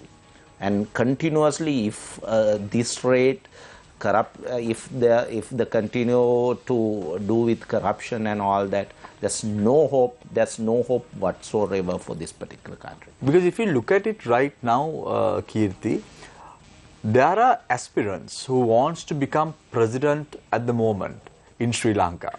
I can name a few if you want to, right? At least 12 people people are striving hard, has already started their campaign. And all of these 12 people are from the two main political parties or three main political parties. Yes.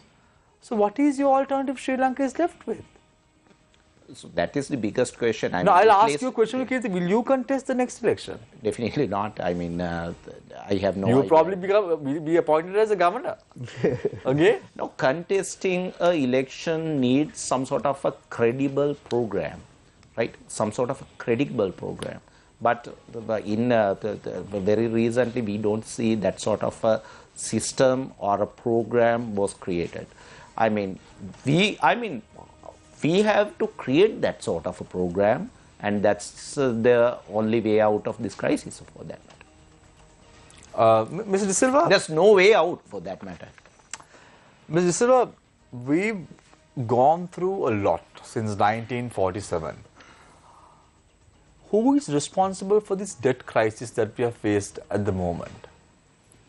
A lot of political parties are saying it's the previous government. The government in power is saying it's the Yahapalne government who's responsible. You know, the Yahapalne government is pointing the finger at the Mahinda Rajapaksa administration, saying they've been taking businesses and so on and so forth. Little do people realize when President Maithripala Sirisena did his rendezvous action on the 27th of October, we lost approximately $1 billion in our foreign reserves as well. Little people realize. But within that 52-day government also, we lost a substantial amount of money, which were in our kitty. So if you're looking at this whole process at the end of the day, who is responsible, Mr. De Silva? Now, you've been in Parliament for 37 years, and you've probably seen everyone blaming each other. Yeah. Who is to be blamed, Mr. De Silva? You know, now they say each one of us owe $1 million, right? Did we borrow? No. Now, let me go back to Korea, right? In Korea, they had borrowed 25 billion by 1960. And they had invested everything in, you know, industries and in such a way so that there is a return, right? We have borrowed more than 4 times, right? Who is responsible? Both these sides are responsible. No, they will say, Mr. De Silva, we borrowed for the betterment of the public. No, betterment. Now let me also say it this way, right? Gamini Vijay Singh specifically mentioned, right? And he was the Auditor General. I also know it, having carefully studied, right? Now, in Sri Lanka, we have constructed good number of highways, right? And most of these highways have cost our treasury, you know, our loans, all that. Unfortunate situation there again, right? In certain countries, to construct highways, they have spent only $7 million a kilometer, right? In certain cases in our country, we have spent 27 million a kilometer. So you can imagine, in my own analysis, you know, we could have had more, about 4 times more than this if we really had constructed all that, you know, with the money that we have borrowed. So, who is responsible? Both sides are responsible, because even now it is happening. They have not invested in anything which brings money.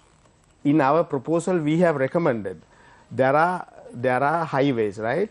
You can definitely invest on some solar power transport system, buses or whatever, like what we had long years ago. If you start a project like that, probably you might be able to get something, so that you might be able to even pay loans. But we cancelled the monorail project also. Yeah. So naturally, because it couldn't transport cargo. I know we have not invested, or we have not planned properly. We have dumped. What does Nelum Kulona and various other, now even Hambantota port, they have borrowed $1,350 million. And we gave it on 99-year lease for $1,100 million. Why for 1,350? You know what, right? And again, some 15,000 odd acres of land, right? So with all that, this is our. We need money, we need loans. But what I am trying to say, why couldn't they have invested all that in profitable, so whatever businesses where they could have got something back again to the treasury? No, right? Nothing at all. None of these projects. Let me tell you, right? Our seniors, from 1950s. In 1950, Kankesan cement factory was constructed. That was 750 acres altogether, and about 189 acres. The entire building, factory complex, largest cement factory in this country, in Asia, right? What did they do? They sold it for scrap iron somewhere in 2010 or something like that, right? Even the LTT never destroyed that, because they knew that was one of their greatest assets, right? We don't understand the value of our properties and assets. Yeah, in 2011, the Expropriation Act that was brought in by the Mahinda Rajapaksa administration. Yeah. The Sevanagala sugar factory was given to a private individual. Development. It was taken over by the government, just like that, overnight. Yes. And we're talking about investment and the engine of growth to be the private sector of the country. Yeah. We have not taken care of now. 23 such cases. 23 with the expropriation bill, it's 23 such cases. So Kirti, now, what is your alternative? Now, you've been in this game for a very long time. What is the alternative that we have? Because now we're talking about the prorogation of Parliament and how it has affected. And we all spoke about the way in which prorogation have happened on a number of occasions. But what is the alternative that we have? I mean, we are having two crises at the moment, two crises. Number one, the debt crisis, the economic crisis, what we know. The other thing is energy crisis. Within no time, if it is not addressed, I mean, still we are having some time. If it is not properly addressed, we will have to face a huge difficulties within no time. We are at the edge of that. And the way out of this crisis is a proper taxation. The taxation, the tax collection is not efficiently taking place at the beginning. When this particular government was established, no one asked for tax benefits. No one asked for tax relief. I mean, but it was given to something like 400 companies.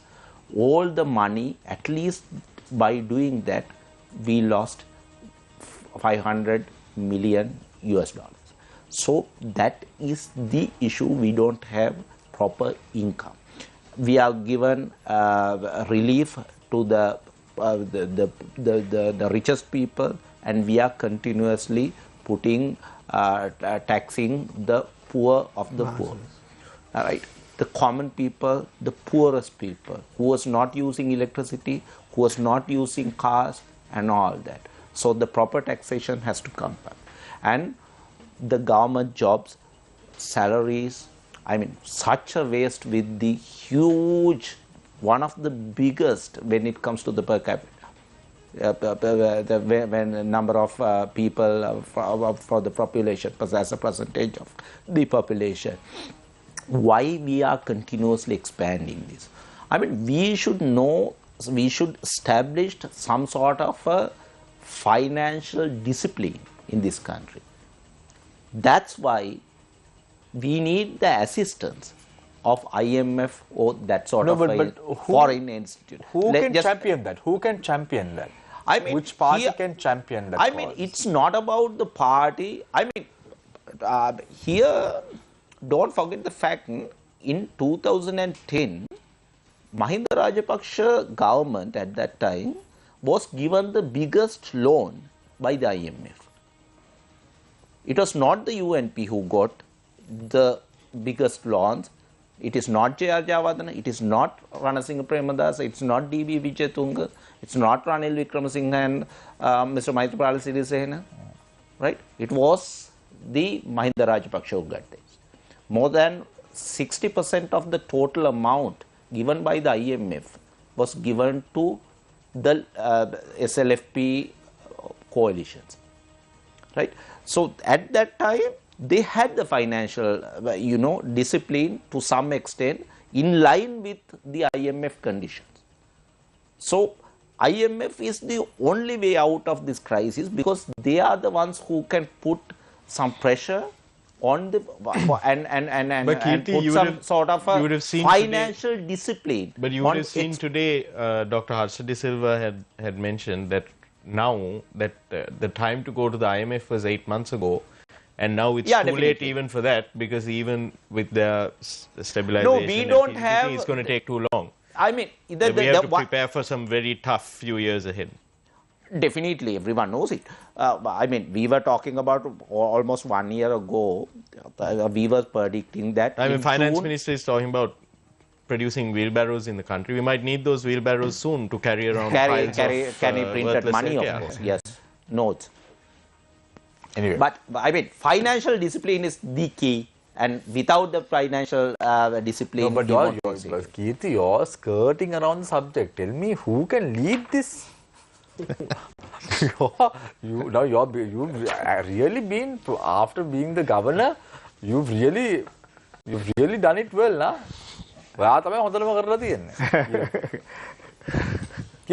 Don't worry. No, I mean here, we are in a situation where the opposition is not performing, and opposition is getting the part of the blame for the crisis. Very fair enough, and we don't have an opposition with a program, so that is. So are you trying to say there is no one? I mean here, this opposition. In the short term, your youngsters must now come forward. No, I mean, we are having a divided opposition where the UNP fighting with the SJB, and SJB is divided with 3, 4, 5 candidates who's preparing for the next presidential election. And moreover, the JVP and the TNA is not in line with the main opposition, which is very unusual in this particular sort of situations. So that is the most concerned factor. So when you are asking who's the man, you are asking for a name. We don't see it should not be one man, it should be a team, because always we have been promoting a man or a woman. No, Kumaria is coming to survive, rescue us. No, Diyata Kumaria. It should be a program together with a good team. I think that should be the only solution. And as you said, Mr. De Silva, youngsters like us have to come to the forefront. Definitely, definitely, Anyway, we now see in countries like Sweden, number of countries, actually very young, 35, 40, 45, Now here, 75, 80, 82. What can they do? They have proved that they can't. Thank you very much, Mr. De Silva. We need to go for a short commercial break. We're discussing with Mr. De Silva as well as Keir Tendukon about the prorogation of Parliament and the effects that it has on the country's economy as well as the future. We're going for a short commercial break. When we come back, it's the final round. Stay connected, stay with Face the Nation. We will be right back.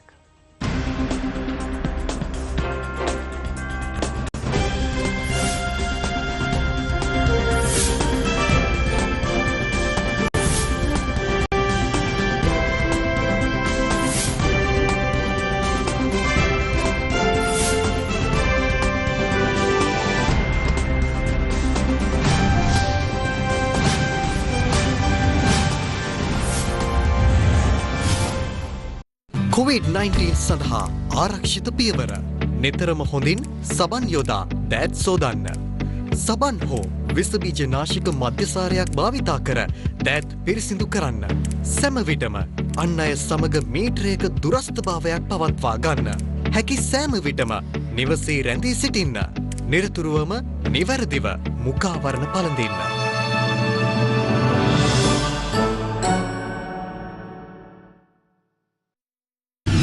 Investors too are looking at what can they do in order to maximize their returns on this very dynamic capital market. It's difficult to expect continued strong performance in the near term from capital market. I believe by the economies coming together as a region, the aim is to go further. The EU stands for an open trading system, for a rules-based multilateral system. So there are so many regulations that are come to do what is called corporate governance. Ethical marketing, ethical reporting really comes into play in a situation like this. There has to be a new economic, agriculture and business model for the Sri Lankan tea industry. The inventor thinks this is a fantastic idea, a product. The business person thinks, no, you cannot adapt it to the system. How important is managing emotions in the workplace? If you treat your soldiers like your sons, they will face any battle.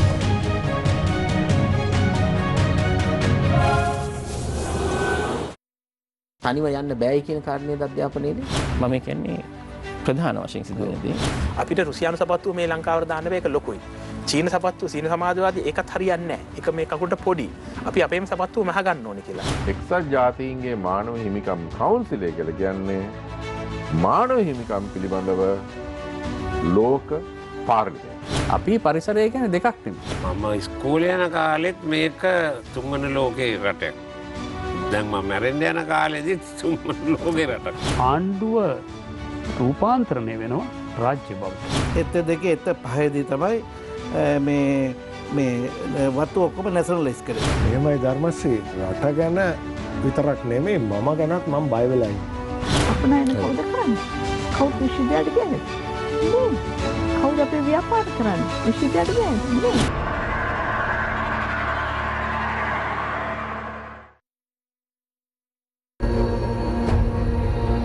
එදා යුද්ධයෙන් බැටකෑ අද අලිමිනිස් ගැටුමට මැදි වූ එදා සිට අද දක්වා පානීය ජල ගැටලුවෙන් පීඩා විඳිනා මහවිලච්චිය නෙළුම්විල ගම්වැසියන් සඳහා පිරිසිදු පානීය ජල පෙරණ පද්ධතියක් ලබා දීමට ගම්මැද්ද මුලපිරු වගයි.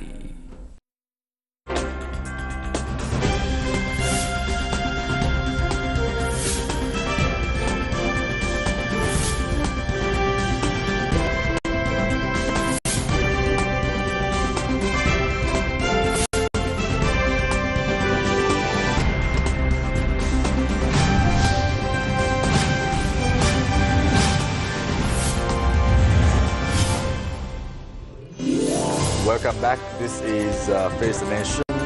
We are in conversation with Lesil De Silva as well as Keith Vennakoon.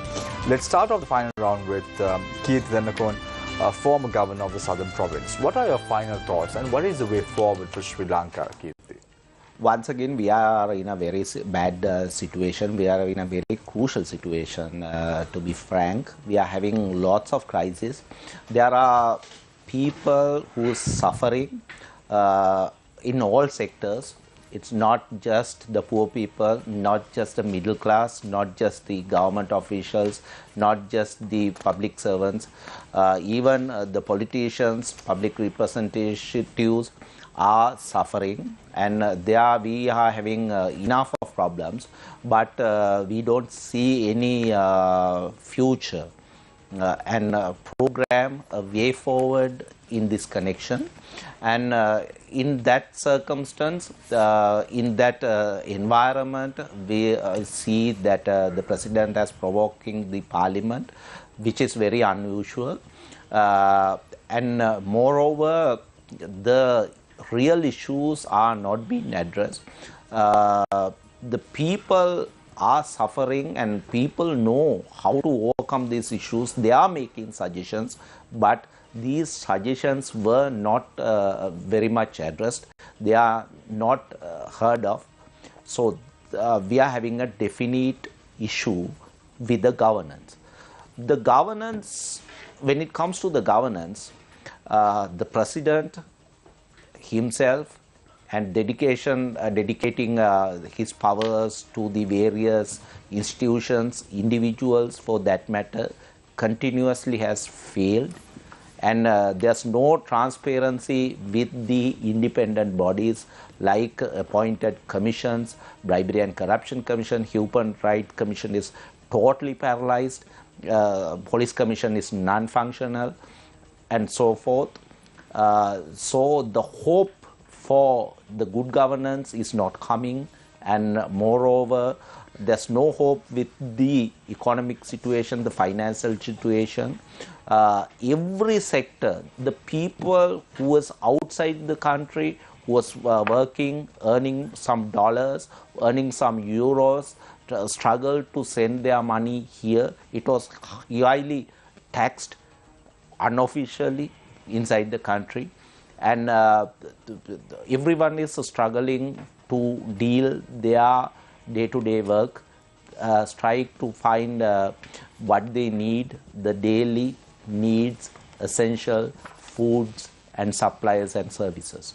So with this environment, what the other side of the story is that the civil society organizations, the political parties, the other players who are in the border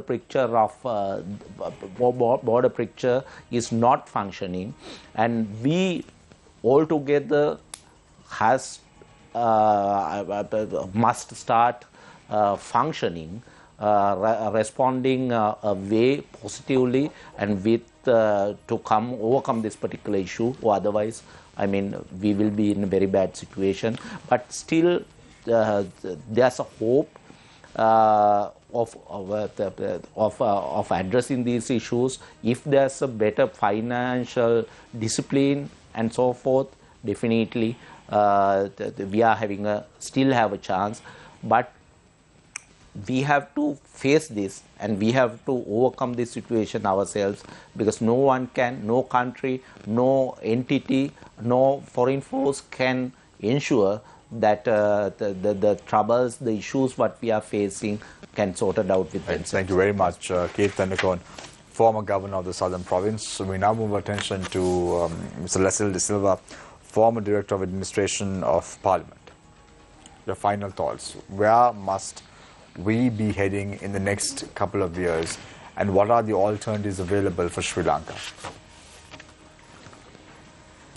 Yeah, now let me talk about democracy, because that's the pet subject I always like to talk about, and ours being the oldest democracy in Asia, and we had a very strong democracy for the last couple of decades, maybe since about 70s.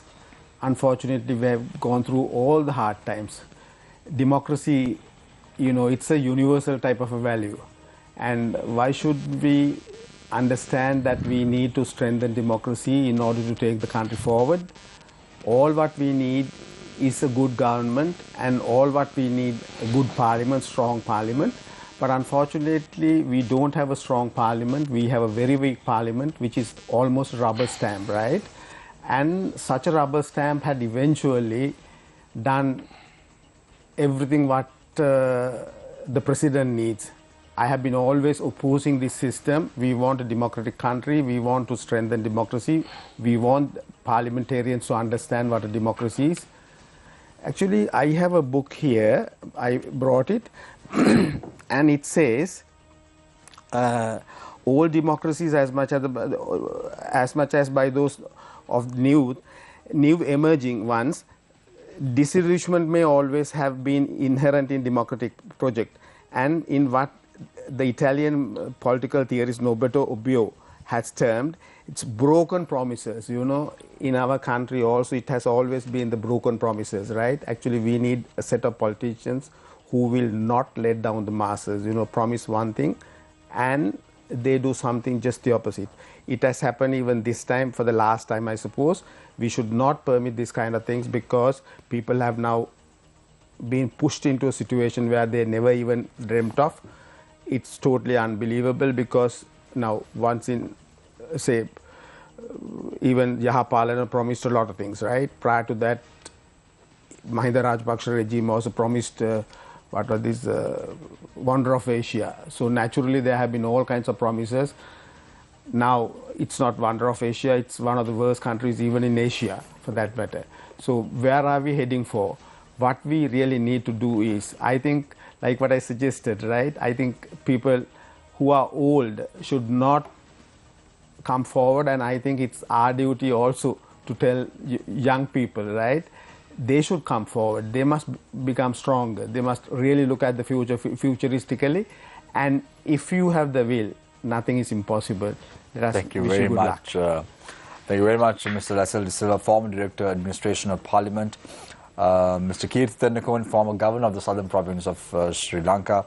And thank you very much, Nadeem. Thank you very much, Chaturanga, for joining us this evening on the show. I leave you with some questions today, not with a quote. Is our government working for the common man? Is the priority of the government the poor? Do we have good governance through a dynamic and seamless government? Some food for thought. Take care.